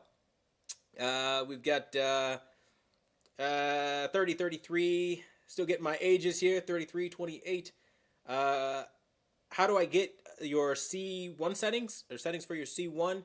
I'll drop a link for you. I should still have one here. Let's see. There it is. Okay, link's right there. All you do is you join. Once you join, then you go to the LG C1 settings playlist and select the one you want. There are quite a few, and the reason for that is because I get a lot of feedback based on the settings, people's different living situations, what they need adjusted from setting to setting. So I try to label them based off of what they do and what they fix and what they change and, you know, all that good stuff. So trust me, there's something for everybody there. You'll be able to find something. Let's see. Sorry, I'm late. How are the VIP U8G member settings coming? Thanks. Yeah, they're coming along good. So where we are right now is, honestly, we're still working out some of the kinks as far as the interpretation from content to content. That's usually what takes the most amount of time. Like, if I were just to make general settings, like I could pump that out in a day. I probably could release what I have right now. It wouldn't be as good, but the idea here is like when I start releasing the settings for the UHG, the problem that I run into is like perfect, some games like for example Forza will look washed out, but then I'll get to movies will look great. So then I have to figure out how I can get the gaming experience as good as the movie experience, but then some streaming, because if you're streaming on a gaming console, will just look off. Like if you start using some HDR through the apps, which isn't ideal, but some people do it anyway. So I try to create these like universal kind of flows to my settings, so like where everybody can kind of get in and get what they're looking for out of the settings. It's really difficult to do, and there are so many different parameters. And then some movies themselves look really dim and really washed out, and I just have to work around that. So I'm doing the best I can. I appreciate your extended patience. Of course, I'm working on them, and we're gonna get them out as soon as I can. But you guys are the members, okay? Also, I'm the content creator, right? So if you guys want the settings early and anything is better than nothing and you don't feel like waiting for me to button them up, you rather me just pump out any garbage, right? Any high garbage right now. It's just so you have something that's better than default. Okay, I can do that. Or if you want my buttoned up settings that, are more mastered maybe later on, after I give something that's more generic, let me know. I can probably try to do that too. So it's really whatever you guys kind of feel like you need. So just talk to me here. Let me know what you need. All right, so shout out to Puppet Master. I thank you for not only donating twice tonight, but also becoming a member. So I really do appreciate you. And of course, we've got you coming out here. You're already on the pumpkin wall, so I'll just show your name again here. You're on a pumpkin wall. We got you a little smiley face. Don't know how well you can see the smiley face, but you got your own smiley face. You're freaking awesome, man. I appreciate you, brother. And then, of course, we've got new member. I can't say your name. I'm sorry. I really suck at the pronunciation. Here you go. I really do appreciate you, brother. And yeah, I want to thank you for being a part of the VIP family. So, all right, we've got what? No Henry. You meant gangbang? What are we talking about here? What is happening? That escalated quickly. I looked down and I seen something about a gangbang, and I'm like, huh? A gangbang? Like, what are you talking about here? I don't understand. You guys are a riot. I love you guys. You guys are funny. Would you do Dolby Vision settings? I presume for the UHG, yes. I plan on doing Dolby Vision, HDR10.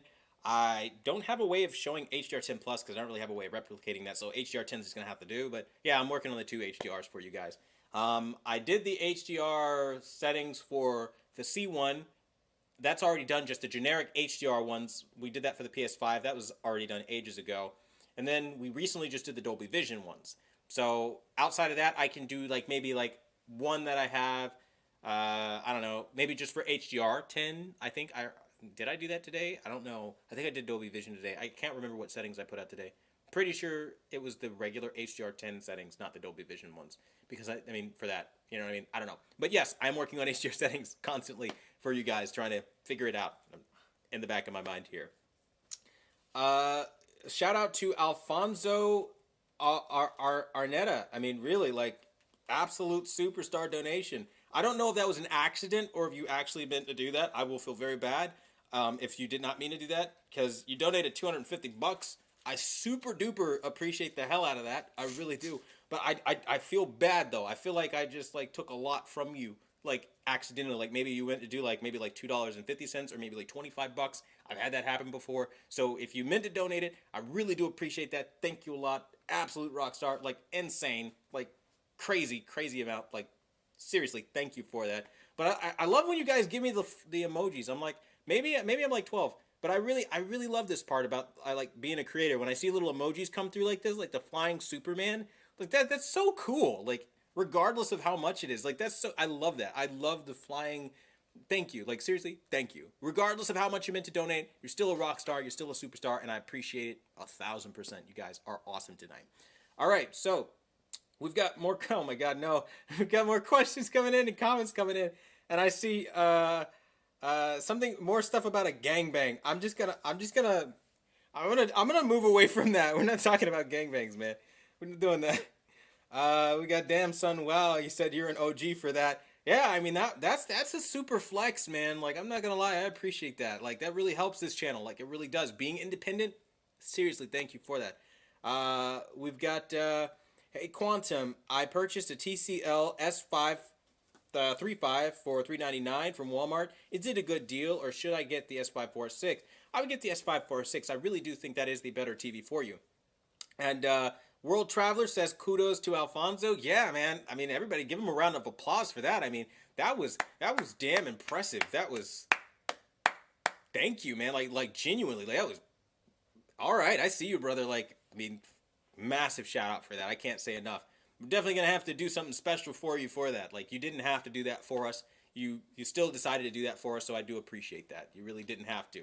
So Alfonso, you're going to be the first one here. We're going to start a little early. Alfonso is the first one to get a Christmas tree, which is for next month.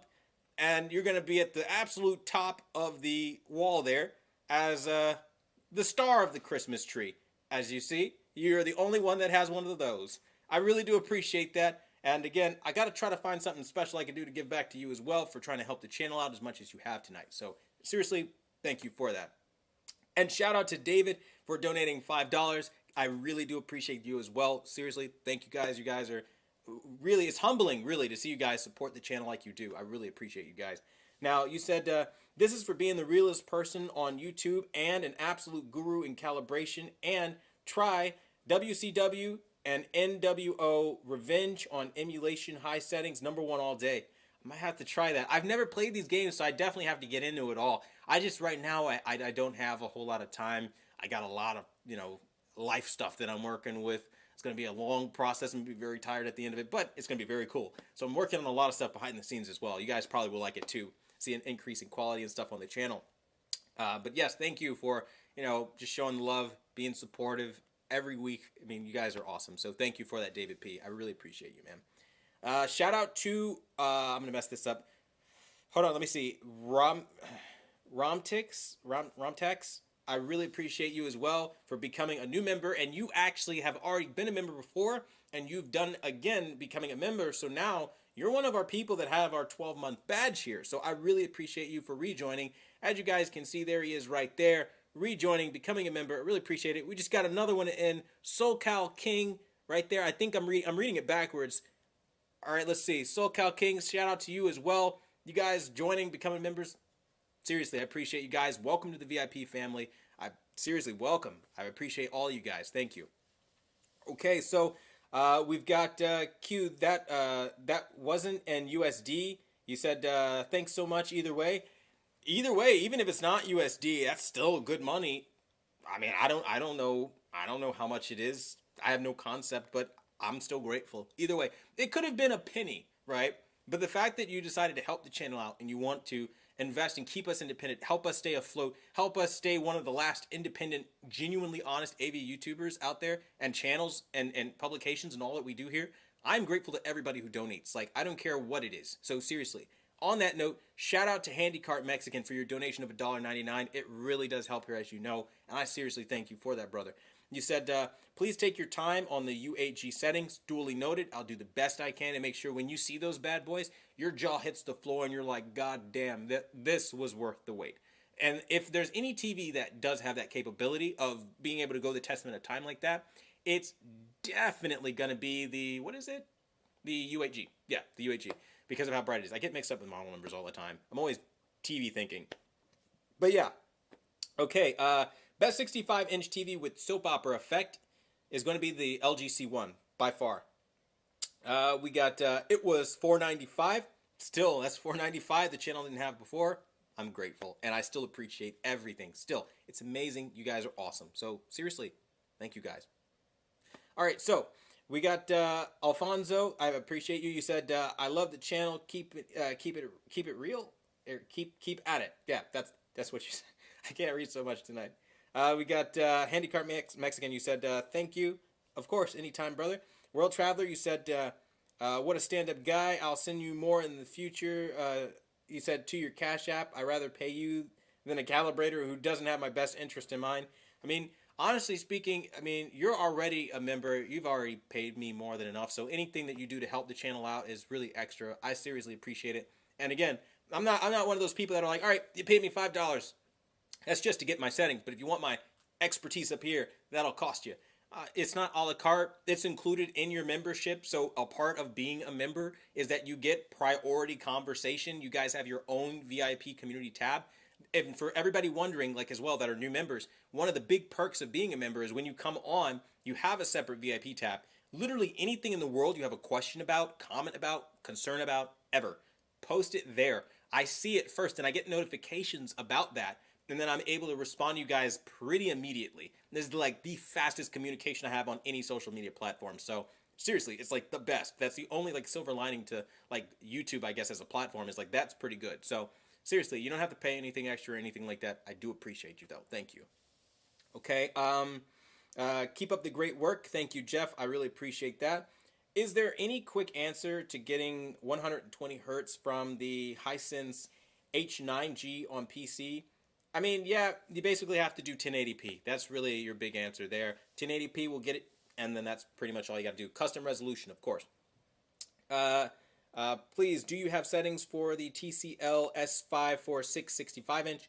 I have it for the 55-inch, which I would imagine would be very similar, if I'm being honest with you. The only difference is you'll see an increase in black levels because of the local dimming zones, but that's basically it. So, yeah, I have settings for that. If you want them, they're definitely there. 55 to 65-inch TV as a monitor for Zoom calls. Which one?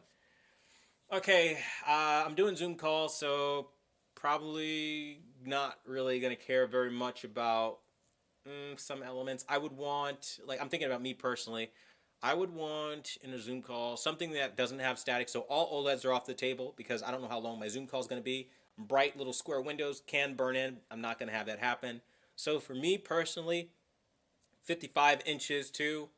If it's just for work and I'm not really looking to spend a whole lot of money on it, I'd probably go the route of the Tcl S546 because that's more than enough TV for me. Black levels are good, so they're not gray or anything.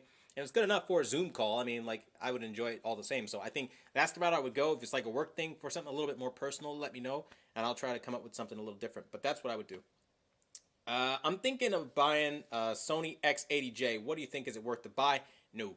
I had gray black on that model, so that's something that if you're okay with, then yeah, I guess so. The motion was excellent on that TV, but the black levels were a problem. So I would step up into something different, or not even step up. Just go like to the Tcl S546. Done.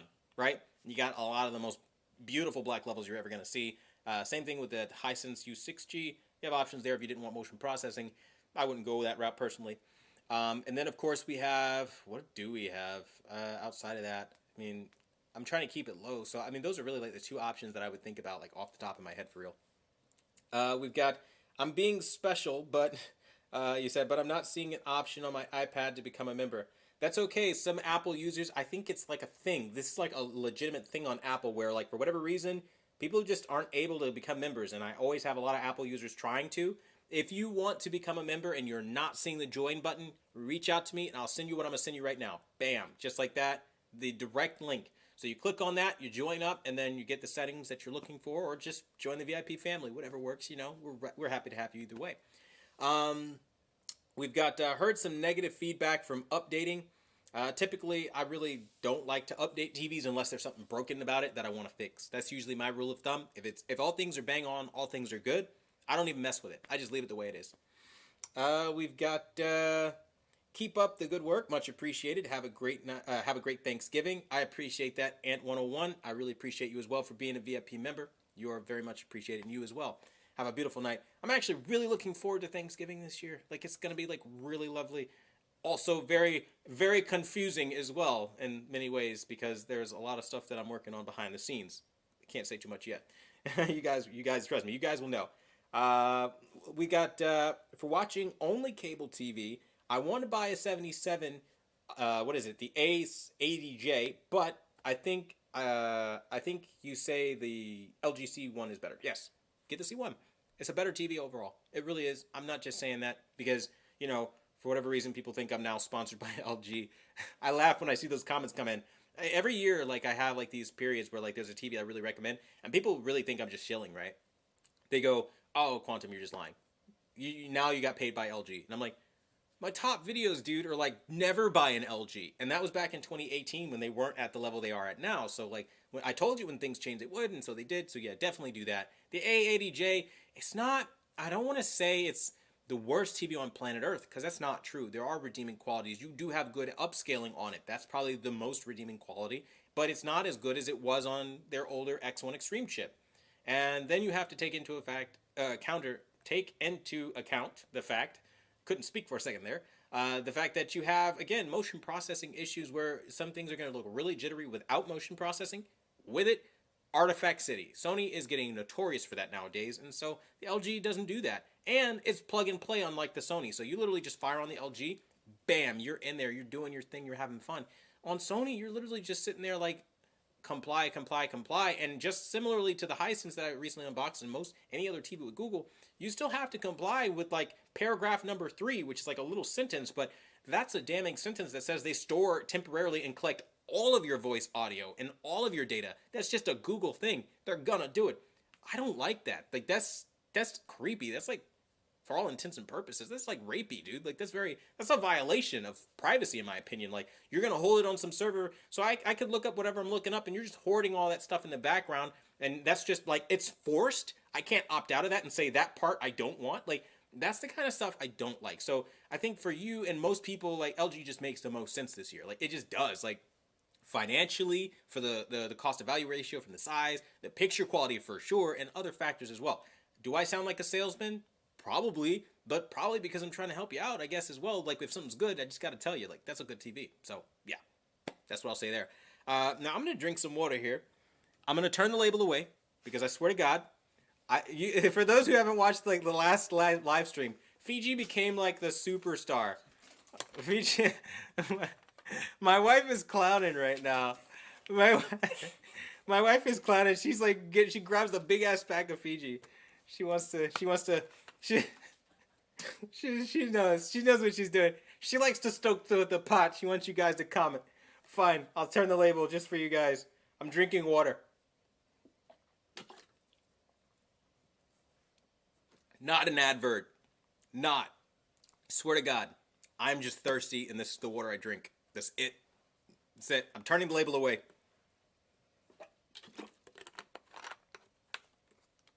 I'm not gonna lie, it's good ass water though. If you ever want like some smooth ass water, like goddamn, that shit hits the spot every time when your mouth is dry. Very good. Helps with answering questions like this. Alright, so Fiji time, ladies and gents. Handy Cart Mexican already knows, bro. He already knows. Alright, so I'll go back to where we were. Pika Beats says, did I win? I don't understand. Did you win what? We've got this product is not available in your country, is what the link tells me. Ugh, that's a Google thing. Then I don't know what I should do for that. We've got guys. He's only sponsored by Fiji. No, I'm not sponsored by Fiji. Though I'm not gonna cap. I'm gonna be a real ass guy, as honest as I could be. If the water brand that I primarily buy and spend literally hundreds of dollars in a month on, literally because like I don't drink tap water, I cannot do it because I know people in my family have gotten cancer from it. People can believe otherwise. There is fluoride in the water. All kinds of city meetings about fluoride in the water and to reduce that kind of thing. Sometimes there are boil notices and shit like that. So yeah, I don't drink tap water. I'm not drinking it. I'm drinking normal bottled water. And so, it's one of those things that just kind of happens. Okay, so yeah, if they came to me and they were like, hey, Quantum, listen, we know it started off as a little gaffe, as a little joke, and, how would you feel if we just kind of gave you like a lifetime supply of Fiji? All you got to do is in every video you make, you just kind of maybe show a bottle. I would be inclined to accept because that would save me so much money on my grocery bill. I'm not going to lie. I'd be like, I drink it anyway and I do recommend it as good fucking water. All right, why not? That'd be the only time I get maybe a little chilly, but it's not a direct conflict of interest because you know what I mean? Like you're going to drink some good ass water with me. We'll be on camera popping bubblies. Yeah, I'm just fucking around, guys. You guys know what I'm saying. But yeah, no. It's all in good fun though, for real though. All right, so my wife is trolling me so hard right now. My wife gives me a pumpkin for Fiji. That shit's so funny, bro. The troll on that one. You guys don't know this. My wife is a major jokester, way more than me. Like trolls the hell out of me like 90% of the time. When I used to do these live streams, she used to do random shit just to get me to break character, just to get me to laugh. And I would try to hold it. I'd be like, I'm not gonna laugh. I broke every time. You could watch those old live streams. I broke every time. Every time. And I thought I had it too. That's the thing that gets me. I thought I had that. But I have no bearing. So I let it all out there. But yeah. All right. I love Fiji water. All bottled water tastes the same, including Fiji. Nah, my guy. Have you ever had, what's that nasty ass brand? It starts with a D. Dasani. Fuck that. Dasani, Zephyr Hill Springs. I don't fuck with that water. It's disgusting. You get just regular jugged water. It tastes like cheap plastic. There's a difference when you have artesian water and it's smooth and it goes down. It doesn't matter what country you get it from. Don't really care. When you have smooth, clean water, you're going to notice a difference. It's like that quality of life thing. Like, I'm not rich by any stretch of anyone's imagination at all. But when it comes to food, I spare literally no expense. I don't give a damn how much it costs. I will easily spend everything I have to eat good, and that's one of the things that I do. And always with good water with pH balances that are really low. Hawaiian water, oh my God, it's delicious. But they come in little tiny bottles, and they're like hella expensive, so I don't always get them. But that's really good. Some people like swear by Voss water. I mean, it's cheap. I don't like the taste of it. I really don't. But like, all bottled water does not taste the same. All waters are not created equal. Trust me on that, man. You like, get a bunch of bottles of water, like, as a science experiment. Like, I'm just talking person to person, like, real talk. Like, just get a bunch of bottles of water, because like, that's eventually what I did, because I was like wondering, why is this more expensive? And go down the line. Sip, wait, sip, wait. I'm telling you, you're gonna taste the difference, bro. The cheap stuff tastes cheap. And then what gets me is, and some of the other stuff, there's like shit that doesn't even need to be in that water. Like, some stuff is just unnecessary. Like potassium fluoride or chloride or some shit in some of these cases. Like, I don't know. Just some stuff just doesn't make sense. So yeah, that's what I'll say there. We've got, you deal with it already. You deal with them already offering you. You said, you already do it without them offering you a deal. I guess basically accidentally, I suppose you're right. Shout out to Otis for your donation of $4.99. It really helps us out here. You said, what are your thoughts on the Hisense L5? That's a projector, if I'm not mistaken, or laser TV. You said, would you ever get one, review, and do settings on?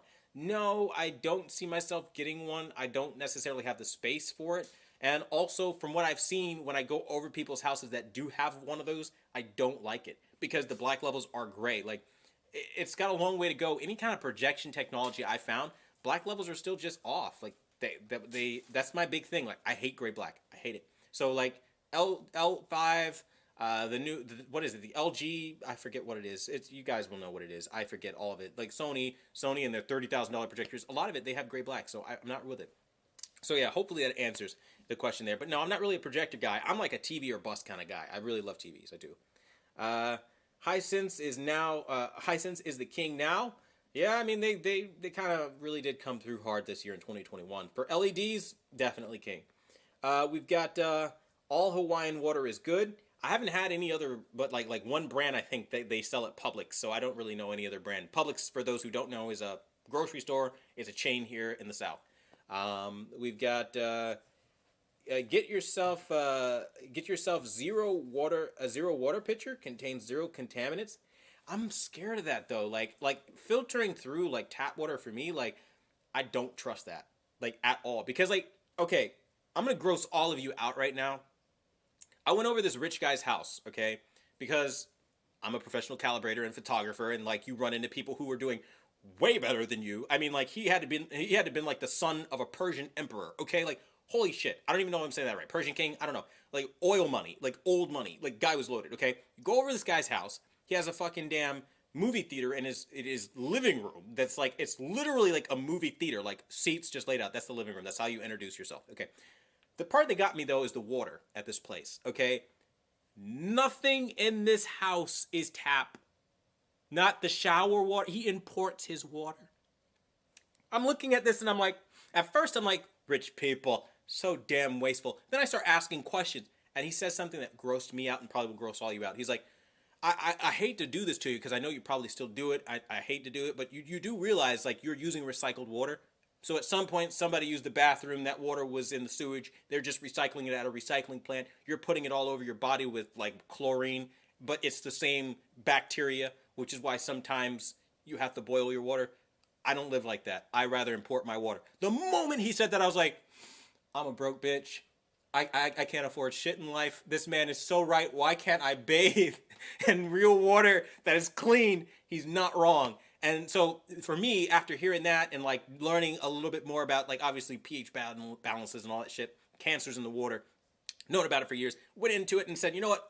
Done. No more. And then, of course, I've got my wife for years that was like, we're not doing this. We're not doing the tap water thing. I hate it. It's disgusting. And then all of that culminated into one event. Bam. Got myself real water. And even now, like on my shower, I do have a water filter, but it's for my shower head, because I won't put all that chlorine all over my body. Fuck that. Like, that's how you get cancer, right?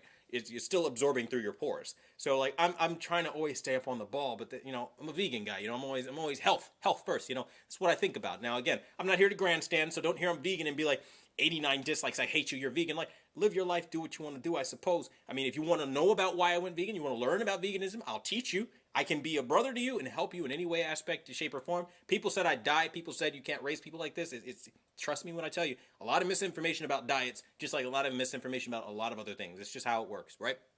So I love you there. But that's really the whole thing with the water. So hopefully that kind of is life information, but it's good life information to have. And like, dude, I'm not going to lie to you. Like, every time, like, I have moments where I just sit here and I'm just like thinking like, oh, I got to take a shower. And then like, I have a pause now. And I'm like, that was once somebody's shit water. Somebody legit took a dump in my water. I'm about to put it all over my face when I shower. Fuck. Like, that's, bro, like, I go to a dark place when I think about this stuff. I'm like, I didn't even know how I can obtain that level of wealth, not to ever deal with that again. But these people, I'm telling you, man, they live lovely, man. Some of these people, and of course, you know, me being a normal guy, I'm lower middle class. Bottom of the barrel middle class, scraping the barrel. That's me at the bottom with the bucket. That's me. Okay, so, and then, you know, I'm sitting there and I'm watching these people like super flex, and I'm sitting there and I'm like, must be nice, but like, I ain't doing it like that. So I got to think of little creative ways to make life better. So enough about me. Moving on. All right, so we've got more comments coming in. Let's see. What do you think about the X95J? I'm not a fan of the X95J. We've got Handicart Mexican. Oh, you're talking to waterproof. We've got I just cast you on my C1. He said, now I see 30 years old. He said, thanks for your settings. And he said, sorry for saying 36. Nah, it's fine. It's cool. I mean, if I look 36, I genuinely look 36. I don't want you to apologize. I mean, I did an open poll. If I look 36, my ass is just, you know, I'm looking like I need to take care of myself. I need to maybe invest in better moisturizers, maybe start lotioning my face or something. You know what I mean? Shave a little better. I don't know what I got to do. Man. This shit ain't for me, though. Looking many years, I'm like 6 years older than I actually am is what I look like. Then, hey, you know, I'm not aging very well. But, hey, don't be sorry about that. You know what I mean? But it don't matter. All right, so U8G as a gaming PC monitor, is it worth it or not, boss? I'd say yeah, it's worth it, but like, I mean, like anything, you want to explore your options. So make sure, like, for you, your needs, what you're doing with it, always make sure you're playing the field, right? You want to make sure that you're going to get the best, because maybe there might be something better out there for what kind of PC usage you do. I really couldn't tell you. So just, you know, if you have AMD graphics card, maybe you might want something with FreeSync. Premium Pro, which that does have FreeSync, but you know, maybe for NVIDIA you want G-Sync, so maybe you might want to look at an LG. So I say la vie, I don't know, you know what I mean? But yeah, for the most part, not to be very vague, but yeah, it's a good TV though, for sure. We've got, it's getting late, thanks for the stream, I enjoyed it, good night. I appreciate you for stopping by, brother, so hey, enjoy the rest of your night for sure. We've got X90J, getting any updates that'll be worth it now. I can't say what Sony has in the pipeline. I don't know. Any better Black Friday deals for a mid-tier 65-inch outside of the Tcl 5 series, $700 for $700? No, I'm not seeing anybody doing better than that Tcl 5 series. I think that's going to be your best deal, like literally. Loving the content, man. You said, love all the content, man. LG settings are amazing. I appreciate you, Chris. Thank you. And again, thank you for the feedback. It really does help out. We got Facts, LOL. We've got that's awesome. We've got yeah, you guys stop by the Discord if you guys have questions after the stream. Guys like Handicart Mexican and Anonymous got you covered, man. Those guys will literally hook you up with like question after question. Like they got you for a lot of the stuff you guys ask. So yeah, and shout out to you guys for really doing that for me. I think it's so cool that you guys do that. You don't have to do that for me at all, but the fact that you do, like, major shout out for that. I recognize you guys for sure. Brother, If you look older when you're young, you're gonna look younger when you're old. Facts. I hope so. I hope I'm one of those adorable old guys that like everybody goes, "Oh, isn't he just the cutest old man?" Like I hope they don't look at me and goes, "Oh my God, honey, look away, look away. Look at the geezer over there. Look at his neck. You can flap it in 18 different ways from Sunday. He looks. Oh, he's not taking care of himself at all." No, I hope. Hopefully, I pay it forward, right? I look old now, so I look younger later. I don't know, Benjamin Button. You know what I mean? So we got thanks, bro. No problem. Is the U8G 4K 120 hertz? I mean, yeah, you have to use 1080p though. That's the only thing. So just make sure you're using 1080p and you're good to go. We've got can you do a new U8G versus C1 side by side? I probably can. Not gonna lie to you though, there's not really much of a point. People are gonna complain. A lot of people are gonna complain.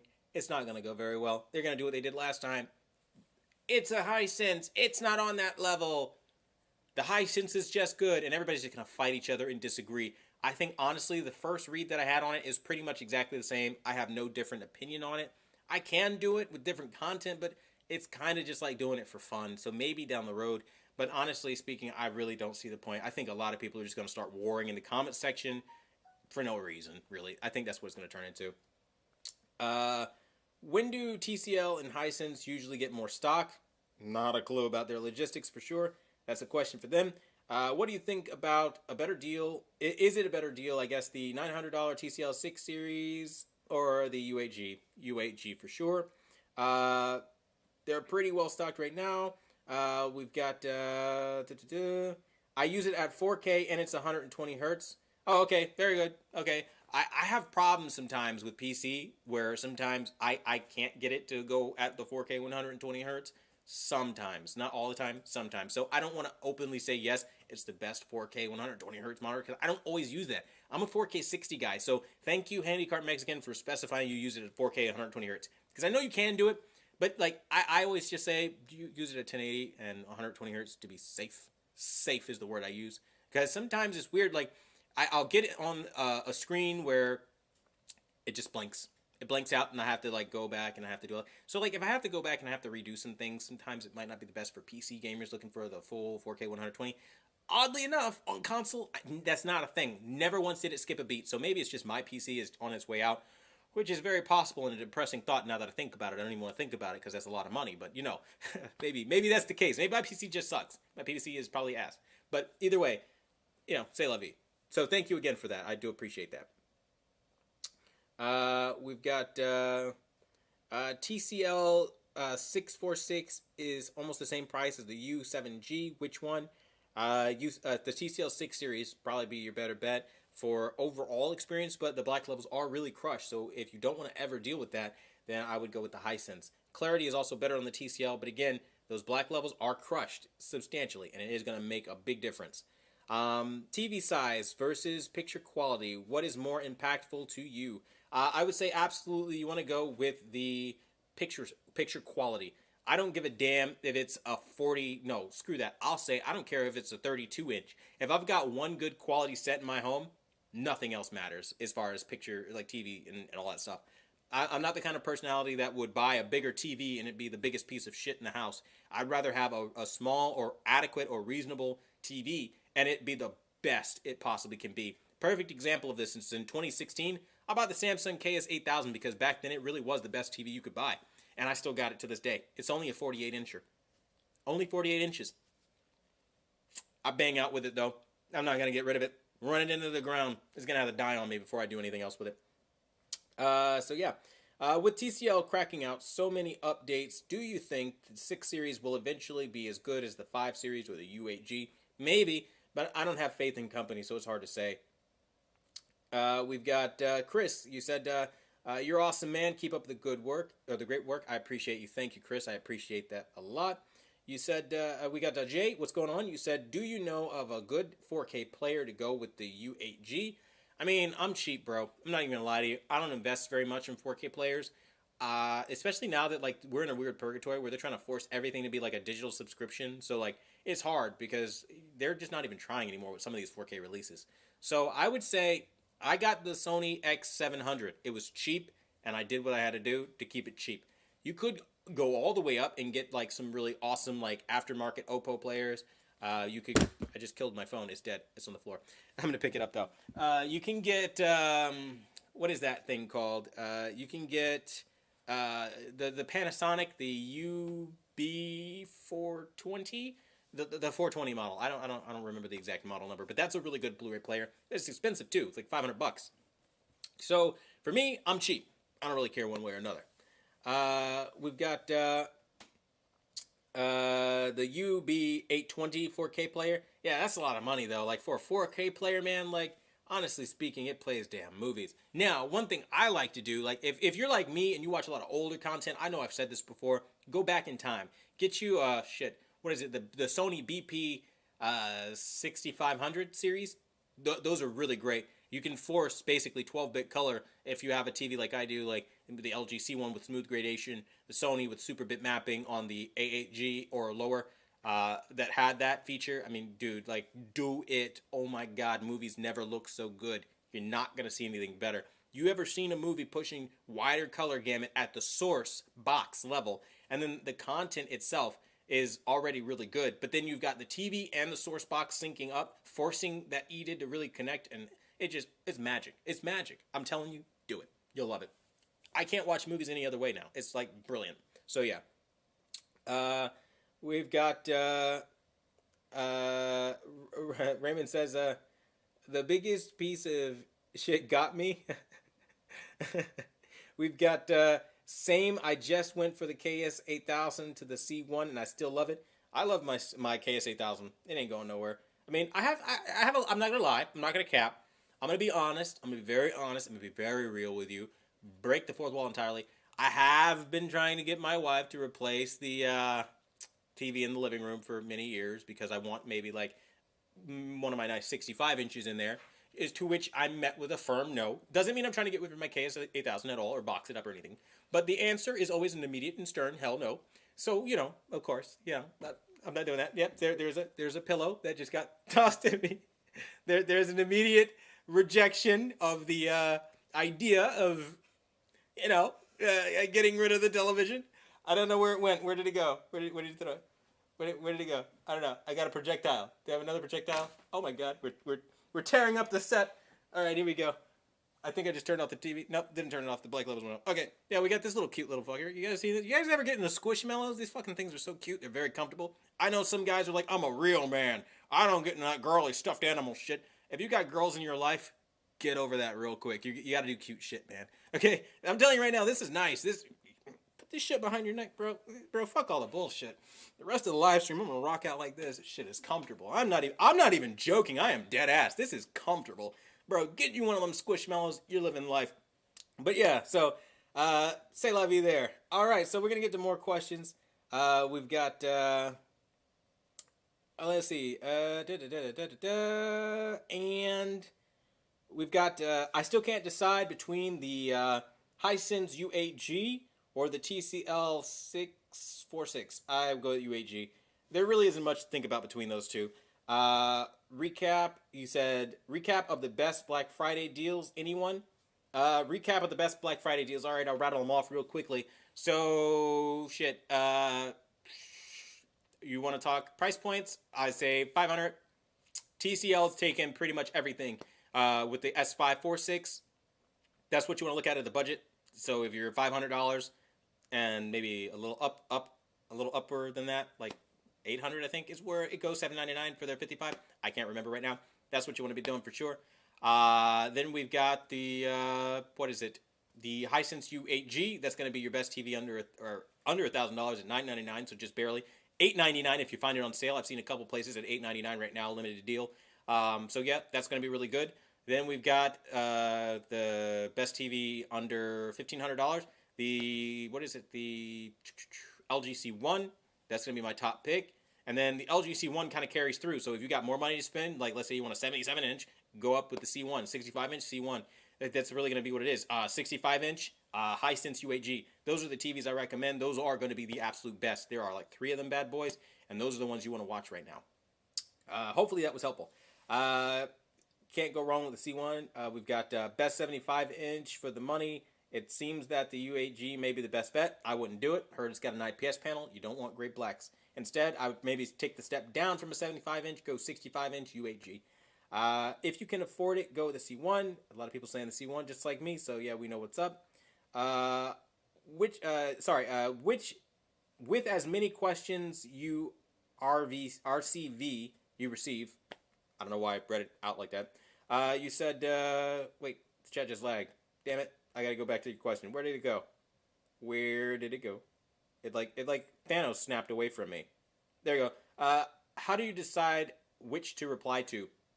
So, with as many questions as I get, I honestly to God, just try to reply to everybody that I can within an hour. I'm probably going over now. But I try to reply to everybody. So, there's no real order. There's no cherry picking. If I get like a super chat, because obviously people are paying to like send me a specific question, I try to jump on those as fast as I can, like after the comment I'm already on or reading, so that at least at that way I'm obviously being fair to people who are literally paying to ask a question and then also show the love. So, that part I try to do. But other than that, I mean, I literally try to answer everybody. Literally everybody that can ask a question, I will try to answer you. If you're rude, if you're disrespectful, I try to ignore it sometimes, laugh it off. I know some people were taking jabs at me being vegan. I'm not going to apologize for that. People think like it's some beta male soy boy stuff. I'm going to tell you right now, I'm going to put this out there. I used to be just like that. I used to be one of the most ignorant, most disrespectful people to vegans. I was. So I don't have room to talk. I was rude like that with my wife. I'm not going to lie. When she introduced the concept, like, I was a dick. I told her that she was weak. I told her that like she needs to eat meat. I told her like it's the way of the world. It's you can't survive without it. I was one of those ignorant bastards. I was. Okay? 2015 hit a complete and total turnaround. I learned. I educated myself, and I actually put something up here in my noggin, and I learned what we're doing. I learned that it's not just so innocent, and I learned not only is it wrong, like not here to like play politics, just for me, okay? I learned it's wrong. You can think however you want, right? But I also learned the health effects, what it does to you, what we are and are not intended to put in our bodies, the chemicals they put in the so-called meat, the dairy, all that shit. I learned all of that. And then I learned adequate meat replacers. People think I'm up here eating salads and quinoa all day because they don't understand. Like there are, chicken nuggets, burgers, fries, Jello, like you don't even understand. Candies out the ass. Like just find the shit that's not cruel. Like it's not a hard thing to do. You just gotta want to do the research. People don't want to do that. It's too much work and it requires thinking. People don't like to do that. I'm not here to knock you.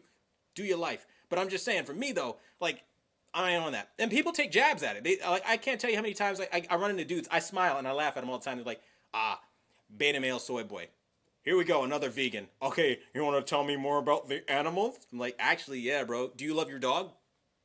You get it when it's your dog, right? If I went over to your dog and I just started frying them up, cooking them up, you get it. It'd be fucked up. So like, I try to explain it in ways people can understand that got me as a former meat eater to understand. Like, there is so much to this shit. But like, again, I'm not here to rant, I'm not here to preach to y'all. I'm just, saying my piece here. But yeah, so just getting a little personal with y'all, talking the good talk.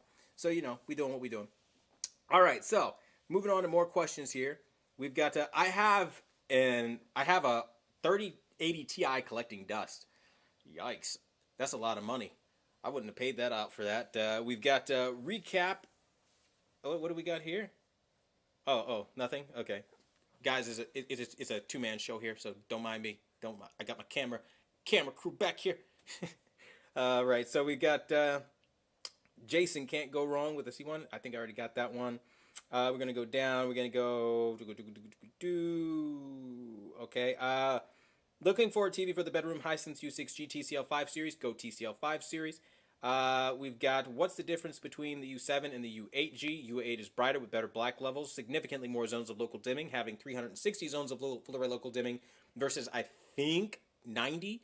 I'm not entirely sure. I think that's what the number is on the U7. Then we've got love my U8G. He said Q settings rock it out of the park. I appreciate that, Carl. Thank you for stopping by as well. We've got is the TCL 5 Series 75-inch IPS or VA? I have not seen it, so I don't actually know. Anybody that does know, please let them know down below.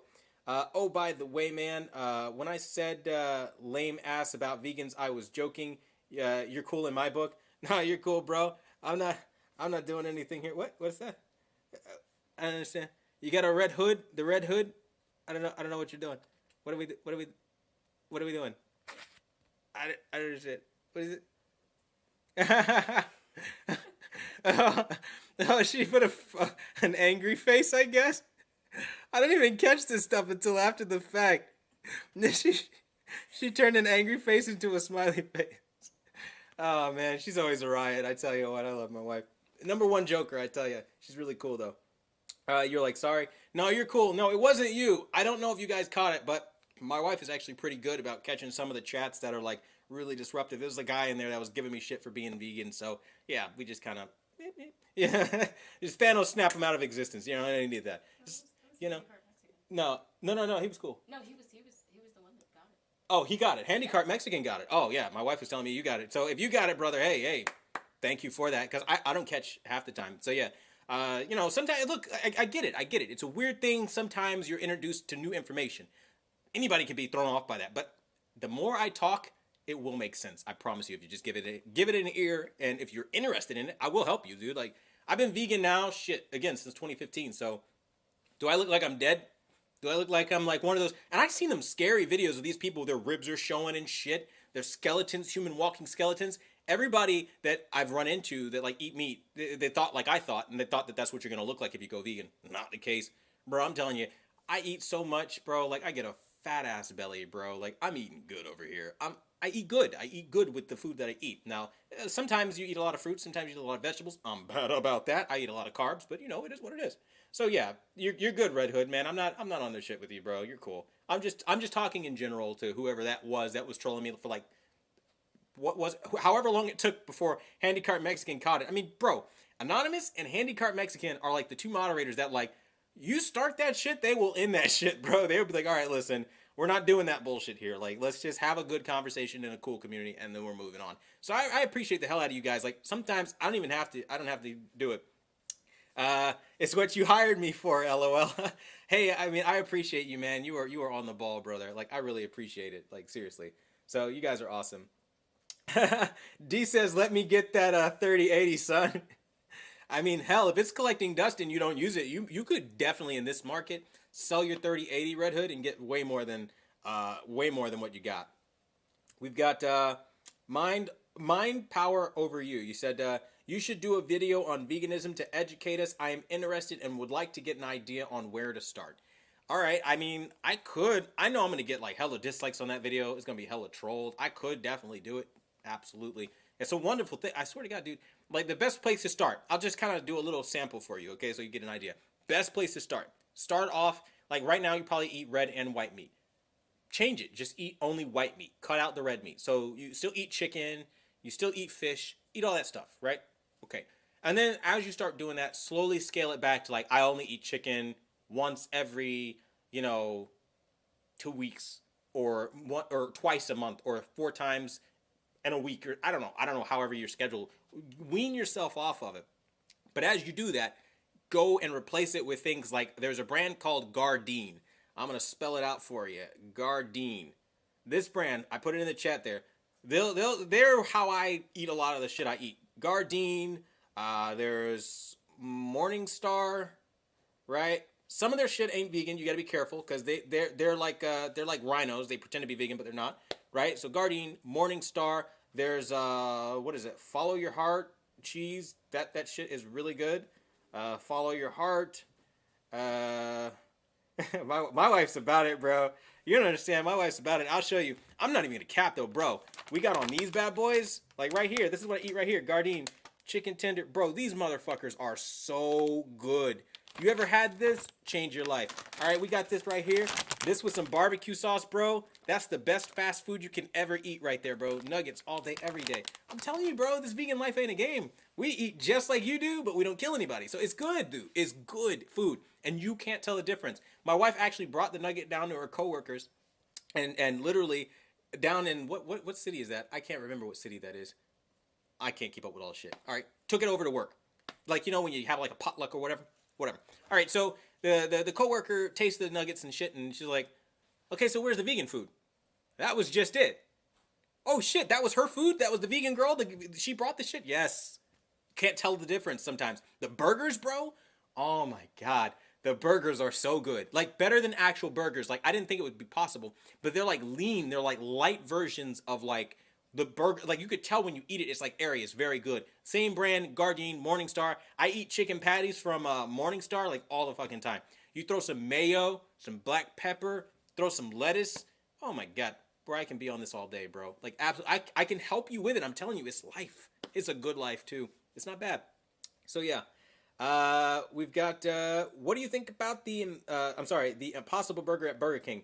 I think the Impossible Burger at Burger King is bullshit. I think even if it could taste good, they cross-contaminate so much, because I go in there and I go, all right, let me see what they do. Because you have to watch people. Like, when you go vegan, you have to watch people, and you'll notice they cross-contaminate. The same gloves that they use to make the sandwiches, the meat shit, they'll touch lettuce, tomato, pickles. They'll do the same greasy meat hands. They're touching all over all the other shit. So cross-contamination's already done. Your vegan concept, gone. Because the meat grease that you're trying to avoid and all that other stuff is already on your shit. Chipotle, tried that for a little bit. You can eat the rice and the black bean bowl with some guacamole, with some lettuce on there, with the corn. That, oh my God, with the tomatoes, shit's perfect if they ever made it right. Problem is, they start doing other shit, like chicken bones in your shit because they're trying to fucking, cook the black beans in with the chicken, or they'll literally just have a whole ass piece of like chicken that fell from when they're moving fast and cross-contaminating, and they want to sell veggie items, veggie bowls, and then they'll look at you and go, it's impossible for us to really move as fast as we need to and not cross-contaminate. Then don't offer vegan options or vegetarian options, because even vegetarians have that as a restriction. Like, we don't want that in the shit like that. So that it's a thing. So cross-contamination is a big problem, but I don't think the Impossible Burger is very good at all, is from that perspective. Honestly, what is that brand? Lifehouse. They make the best burgers ever. Period. Best burgers I've ever had. Fry that bitch up. Holy shit. Like, I'm telling you, even if you eat meat, Lifehouse burgers, they are fire. I'm not even joking with you. Like, I go to Publix, I go into these coolers, I go into these freezers, I get these burgers, and they're the best burgers I've ever had. Like, regardless of any meat I've had, anything. And that's not a biased opinion, like being a vegan. Like, I'm just talking to you. Like, you want to eat good? You want a good burger? You're talking about, like, try that. Don't do the Boca burgers. Everybody does that when they go vegan. I'll try the Boca burger. That shit's nasty. Like, fuck all that. Like, they got some nasty ass burgers. My wife's about it too, bro. And don't forget, like, I eat tacos too. This is what I do to eat my tacos, bro. Bro, that plant-based ground. You know what I mean? Publix, you guys see the sticker right there. I don't mind shilling for Publix, bro. They all day, every day. Publix is my brand. $7.99, bro. I don't give a fuck. I'll buy this shit all day, every day. And, bro, it's so good. It is so good. You eat tacos like everybody else, bro. I'm telling you, there's something to this. So hopefully that kind of helps you out with that. All right, we've got, I was vegetarian for a year, and you said, I can back you on that. Sometimes I couldn't tell the difference between real meat and fake meat. I'm telling you, bro, it gets to the point where, like, if I don't, like, real talk, like, I'm a compassionate person. You guys seen it on every video. I care about these animals. I really do. My dream is to open up an animal sanctuary and rehabilitate animals, help animals, and all that shit. That's what I hope I can accomplish one day. If I do it, great. That'd be great. I'd love to do that. Maybe take you guys along on that journey. But either way, that's a dream of mine. Pipe dream. Probably never achieve it because I'm not rich. But either way, that's what I want to do. So it's nice because you can kind of like see all that shit kind of play out. And like, if I don't have to kill anybody or like send anybody to a slaughterhouse and shit like that, like if you watch some of these videos, you go visit a slaughterhouse, you see what they actually do to these animals, how they overbreed them, how they like literally like, dude, I don't care what anybody says, like milk is rape. You are raping animals. They literally like take shit and they impregnate and they force it in the crotches of these cows and they're pumping them up just to get milk. I'm a grown man. I don't need breast milk, bro. Like I can drink almond milk. I can drink soy milk. I'm an adult. Like I passed needing breast milk. Like, and I can eat good cereal either way. So I always laugh because like I get these digs by like people that used to be like me. I'm not going to cap, right? They go, oh man, this beta male soy boy eating his soy milk. Yeah, real men drink milk. You sure about that, bro? Like, cause like that's titty milk for a child. Like you're supposed to give it to a kid. Like I ain't trying to make y'all feel bad. I'm just saying though. Like I'm putting it out there. I'm just saying. You know what I mean? Shout out to Ivan Lupaka. I'm so sorry. I'm gonna mess your name up. Shout out to you, brother, for joining. Welcome to the VIP family. I appreciate you. And thank you for like listening to me talk about being a vegan and not being turned off to it and just being like, I'm not gonna join this guy. Fuck this guy. He cares about certain things I don't like. So like I appreciate it. I don't know if you do or don't. I'm not saying anything. I'm just saying I appreciate it because some people really get in their feels when I talk about this stuff. But you know, some of you guys did ask. Impossible products are high in sodium. I don't really like a lot of the Impossible stuff. Beyond is another brand. Like some of their shit is hit or miss. I don't really mess with a lot of Beyond Meat either. Like I don't really like a lot of their stuff. It's kind of bland to me.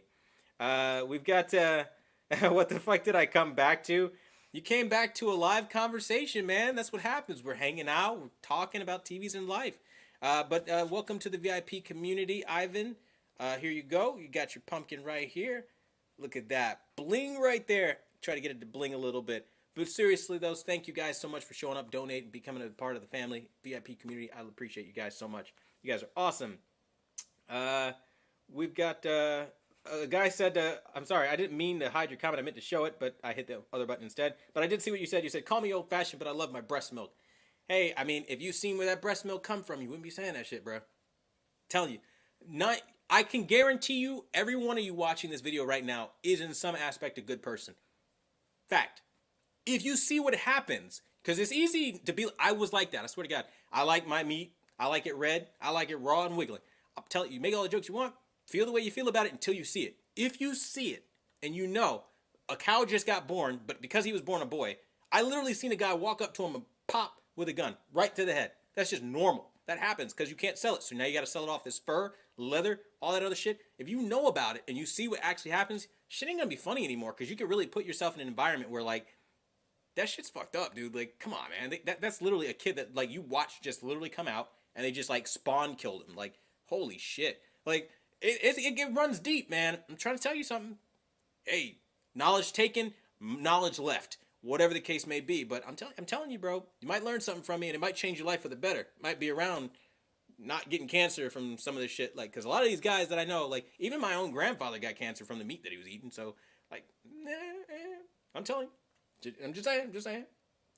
By the way, from your last video, salute. You said you were a vet, so am I. You said, I don't care where it comes from. You said, I was in the military, I've done things, LOL. You said, and you know, LMAO. I mean, I hate the military. Some people have pride in it. I feel ashamed after it, bro. Like, I do. I feel like a little bitch. I do. Like, having ever, like, been subservient like that and, like, stood in line and took orders, yes, sir, no, sir, I, sir. You know, like, fuck that, bro. Like, I'm humiliated that I even have to say I was a Marine. Because if you ever know what we did in the Marine Corps, you know, like, literally half our fucking training was like hazing, and then when you get out there, it's like you still get talked to like you're a slave. Like, they have no respect for Marines. You get treated the worst. Your gear is the shittiest because you're the branch of the Navy, which means you share funding with the Navy. The Navy gets all the cool shit first. The best facilities, the cleanest shit. You're on some dingy fucking cot because you're supposed to be strong. You're a Marine. Be a man. It's like a lot of the more like brainwashed macho man, Randy Savage motherfuckers thought it was cool. We're sitting there with outdated ass gear as all the other branches, Army and all that shit got ACOGs way before we ever fucking got them. Like, bro, don't even get me on that shit. Like, I get so mad. Like, everything was so much harder than it had to be. Our physical requirements were higher for no fucking reason. Like, it's just, bro, like, fuck it. Fuck the military. Goddamn fuck it. Like, and they screw you out of your benefits if it's convenient to them. You know, like, I got one of the first, I never ever heard, I thought it was just honorable or dishonorable discharge. I got an honorable convenience of the government discharge. Meaning it was convenient to throw me away because I got hurt. That's a discharge. I didn't even know that was a fucking thing, dude. I thought like you get rehabilitated, you get back in the fight. Nah, fuck that. They said you take too long to recover. You're hurt. You're fucked up for life. Goodbye. So yeah, no. You're never gonna catch me toting around some like pride in the military, like hoorah, military, Marine. Like, fuck them. Fuck them with an iron dick like they fucked me, bro. And I'm sorry to make it go X-rated with the language, but I don't play with that like at all. But that's me though. So you know, that's all I'm saying. That's all I'm saying. I got my vet community that we know. You know. If you've been in, you know. Okay. Glad there's real talk and not just TVs here. Yeah, man, we talk about everything here. Whatever you want to talk about, as long as it's not politics, we can talk about it here on YouTube. Ain't that a bitch? You can talk about everything but politics here, I swear to God. All right, so I definitely loved people. You said, I was in the Air Force. You said, I didn't eat crayons. You said, but guys can tell, you said, but you guys get all the respect. You said you had the coolest uniform. Bro, I'm gonna tell you right now, that uniform stops being real cool real quick, because that's like all you get. You get shit pay, the slowest promotions ever. Like, bro, good luck. Good fucking luck, bro. You think you're gonna make 4-year sergeant? Okay, try. You could. It's very rare. It's very rare. They slowed progression down for no reason. Medals that you guys would get, we would take. It would take us like 2 terms of being in just to get the. Bro, fuck it. Like, it's not worth it. It's not worth it, like, at all. I would rather have been chair force all day every day and get laughed at for being chair force than to be a Marine and get shit on. Like, yeah, okay, so I can roll sleeves really tight. Yeah, I got a cool uniform. Yeah, I got that nice cap. What else I got? I got an expert rifle badge. Okay. What else? Like, there was no incentive for me. Like, at the end of the day, you got a pizza box. Okay. And in some areas, you know, you go retest, you requal, you know, eyesight starts getting bad because they don't tell you this shit. Your gear gets worse.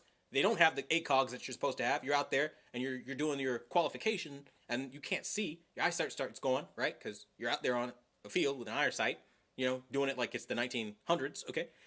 It's, bro, I could go on about this shit. I hate it. And it was funny because there was a string of YouTubers back in the day, like not even that far long ago, trying to be like, oh, he wasn't a Marine. He wasn't in the military. I'd be like, bitch, I wish. I wish I didn't do that shit. Like, I get so mad. I'm offended that I ever did that. My family name is on that shit. My family name is on the uniform. I am dishonored by that. Disgrace to my family. Disgrace to my country. Forever my name being on that shit. Why? Because look at the country now. Look at where I live. Look at the country I'm in now. All the freedoms and rights. You saw what they did with Afghanistan? How that was a pointless war. Officially a pointless war. Everybody I knew that fucking died for that shit, pointless, bro. Like, let me stop, because I'm a bro. No, we're not going to go there tonight. I swear to God, I'll be here all night. No, we're not doing that. So, all right, enough of that. Yeah, bring it on, bro. I'm going to say nothing without saying everything right now. Y'all already know what it is, bro.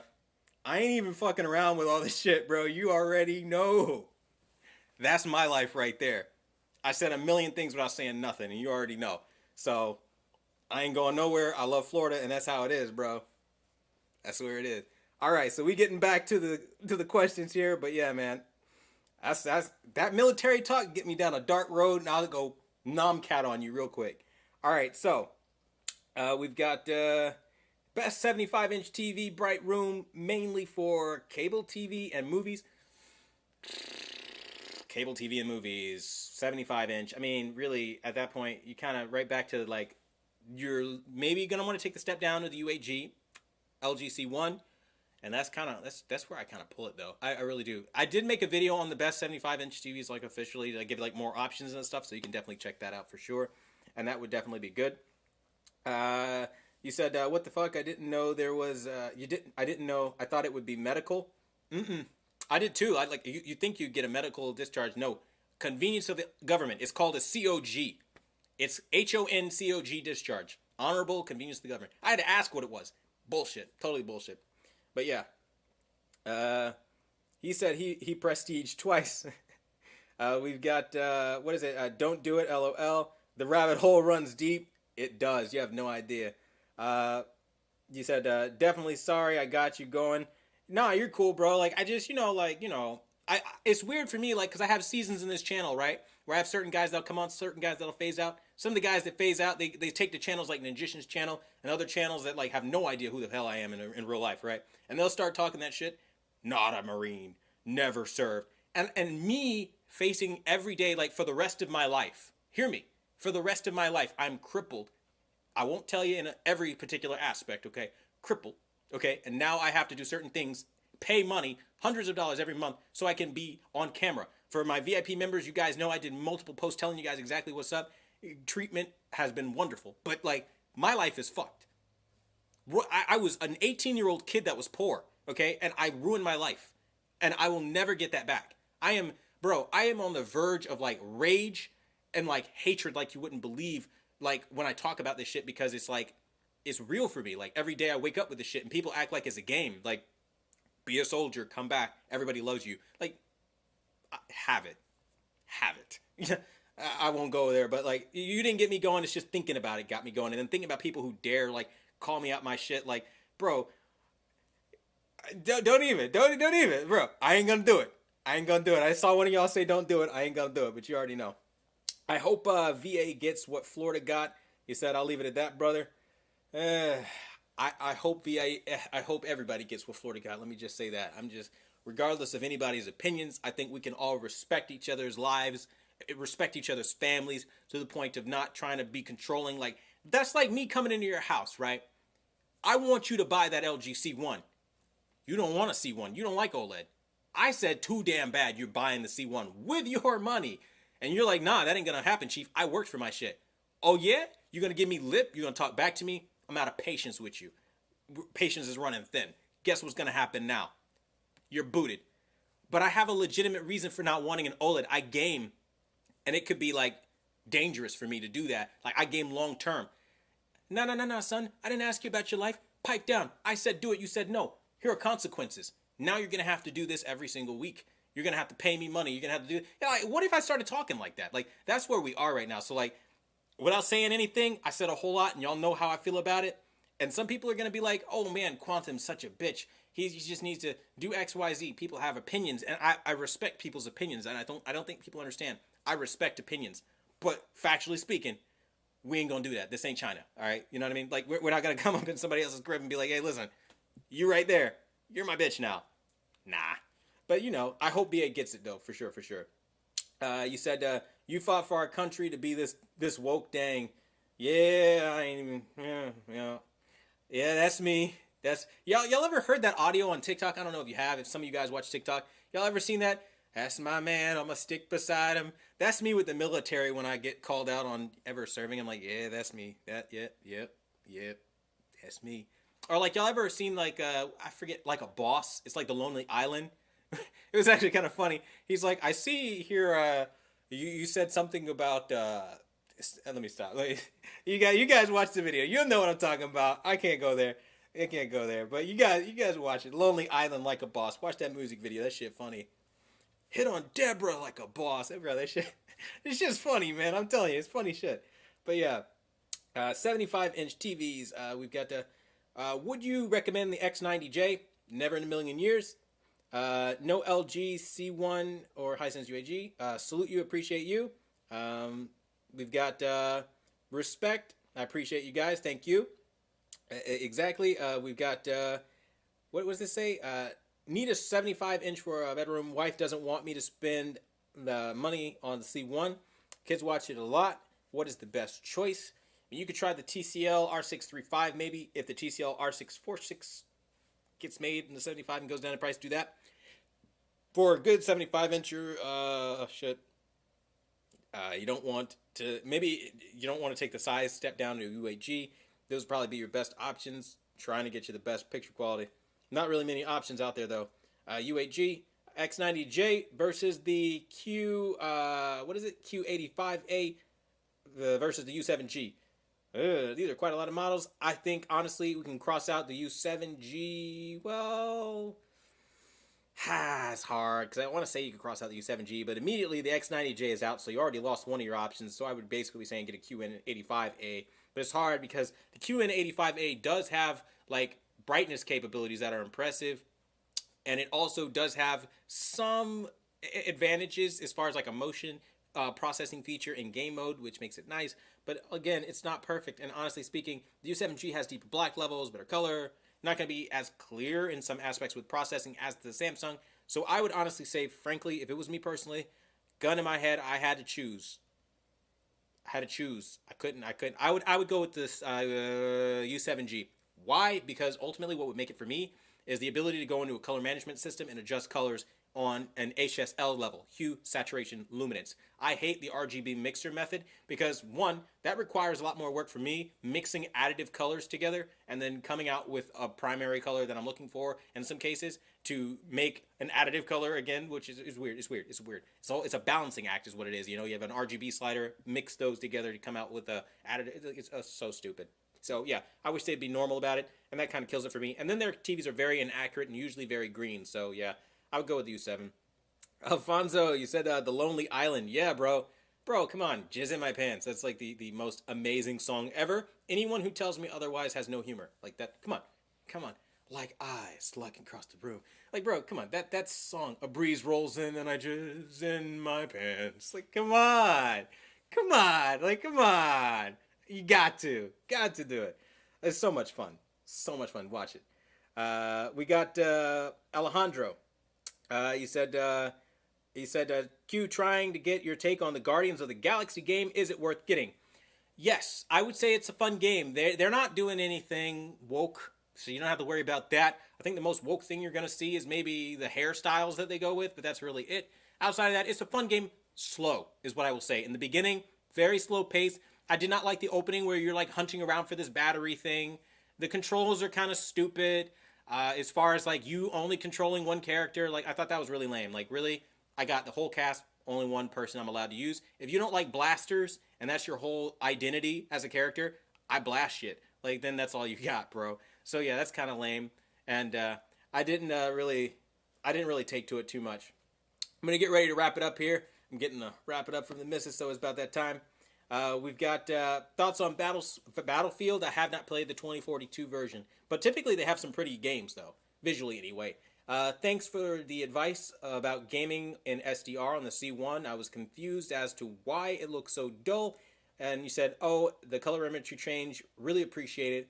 And you said, then I went from there to loving, and now loving it, of course. So yes, I'm glad that change did help. Halo, I'm not really a big Halo fan, even though I like have every single Halo, which makes no sense.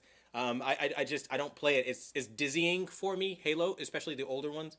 And I never really was very good at Halo. I wanted to be, because the story seems fun. But I just never was good at the game. I love The Lonely Island. Same here. I think it's funny stuff. You said, yes, bro, yes. Dick in a Box. Come on, bro. So many good ones. Bro, y'all already know. And bro, he killed it too. They had Justin Timberlake on there, bro. I can't even. Every single holiday, a Dick in a Box, bro. Bro, come on, that shit's funny. Back in simpler times where you could say that and it's not misogynistic, man. It's not now. I'm just having fun, but you know somebody's gonna label me. You guys know what it is, but like that shit was funny. I don't care what anyone says. That's good classic humor. All right, we've got took your advice, and you said a while back got the 900E 55-inch. Should I jump on the LG C1, mainly Xbox Series X in live football, or just wait? I get the C1, man. I mean, I'd be careful. I watch football on the 900E, if I'm being honest with you, just because it's static nature. You know, you don't want to do that. But for gaming, absolutely, bro. Like, you're going to love it. It'd be absolutely insane. Series X, I all the time, Series X, amazing. Great stream, buddy. Thanks, James. I appreciate you coming. Or Jason, sorry. Thanks for coming out tonight, brother. It's always good to hear from you. Seriously. Thanks for the stream. Thank you, Alejandro. You said, good stream, killing it. You said, love watching it. Myself smiling at the thing. Catch myself smiling at the thing. Yeah, I appreciate you guys, man. We're having fun with you guys. Mother lover. Oh, man. Bro, I love I'm on a boat, though. I'm not going to lie. The Lonely Island, on a boat with T-Pain. That shit bumps, though. It bumps. It really does. Anyway, though, I do got to wrap it up, though. Best processing, hands down. Shit, I'd say they all do something different. I can't really say best processing right now. You said, so what if we like massages? We've got a great stream, y'all. Have a great weekend. So do you. Quantum, what are your thoughts on Snyder Cut? Have you checked it out? I own the Snyder Cut. It is absolutely incredible. It is what we deserved from day one. And now I understand why everybody hates what the other guy did. We forgot his name already because that's how good the Snyder Cut is. It's like a movie within a movie's movie. It's so brilliant. Love it. So that being said, that's pretty much it. I got most of the questions. I couldn't get to everybody. Those people that I didn't get to, I do apologize. Ask down below. I'll try to get to them. Put the mask on and do a dance for old time's sake. I mean, I can end it. I can end it like that. Let me see. Where do I got my little mask? I don't even know. Where's the mask? There you are. You're in a drawer. You just retired. All right, let's do it. Let's do it. I'm not going to get up and dance. I'll just do a little cheesy-ass dance in the chair because this is what I'm doing here. All right, with the mask on. Right? Make sure I'm centered and shit. There we go. There I am, centered. Right? Oh, there it is. There's the old guy. Like, holy shit, I'm looking at the camera. It's so old now. All right, so look, they do a little dance. We're dancing. We're dancing. Dancing. Gotta get the dance in. Gotta get the dance in. All right, so that's basically it. That's really all I got. And, oh, the face reveal at last. No, but really though, I appreciate you guys. Thank you guys. We had a lot of fun tonight. For all you people who donated superstars, I really appreciate all of you guys. Fantastic. And everybody else who just watched, had fun with me, hung out. We got to talk about life. We got to talk about a bunch of different things, as you see. And that's why I love doing this so much. As a person, you guys get to know me. We get to connect with each other and just talk, like, honestly, as people. And I can help you. And then we can just be bros and hang out and do what we do best, you know? So, again, thank you guys so much for stopping by and watching another one of these hot mics. I really do appreciate it. And until the next video, I will see you guys later and attempt not to botch stopping the stream this time. All right, guys, have a blessed night. Be safe. Enjoy your families. And again, until next week, 7 p.m., 8 p.m. Eastern Standard Time, I should be able to do it. Should be able to make it. If I don't, I'll put a notification in the community tab. But again, have a great night, blessed night. And until the next time, I will see you guys later. All right. Now we can hit stop and not mess this up. Bam. What does it say? It says you will not be able to reconnect the stream. Well, no shit, OBS. All right, bye, guys.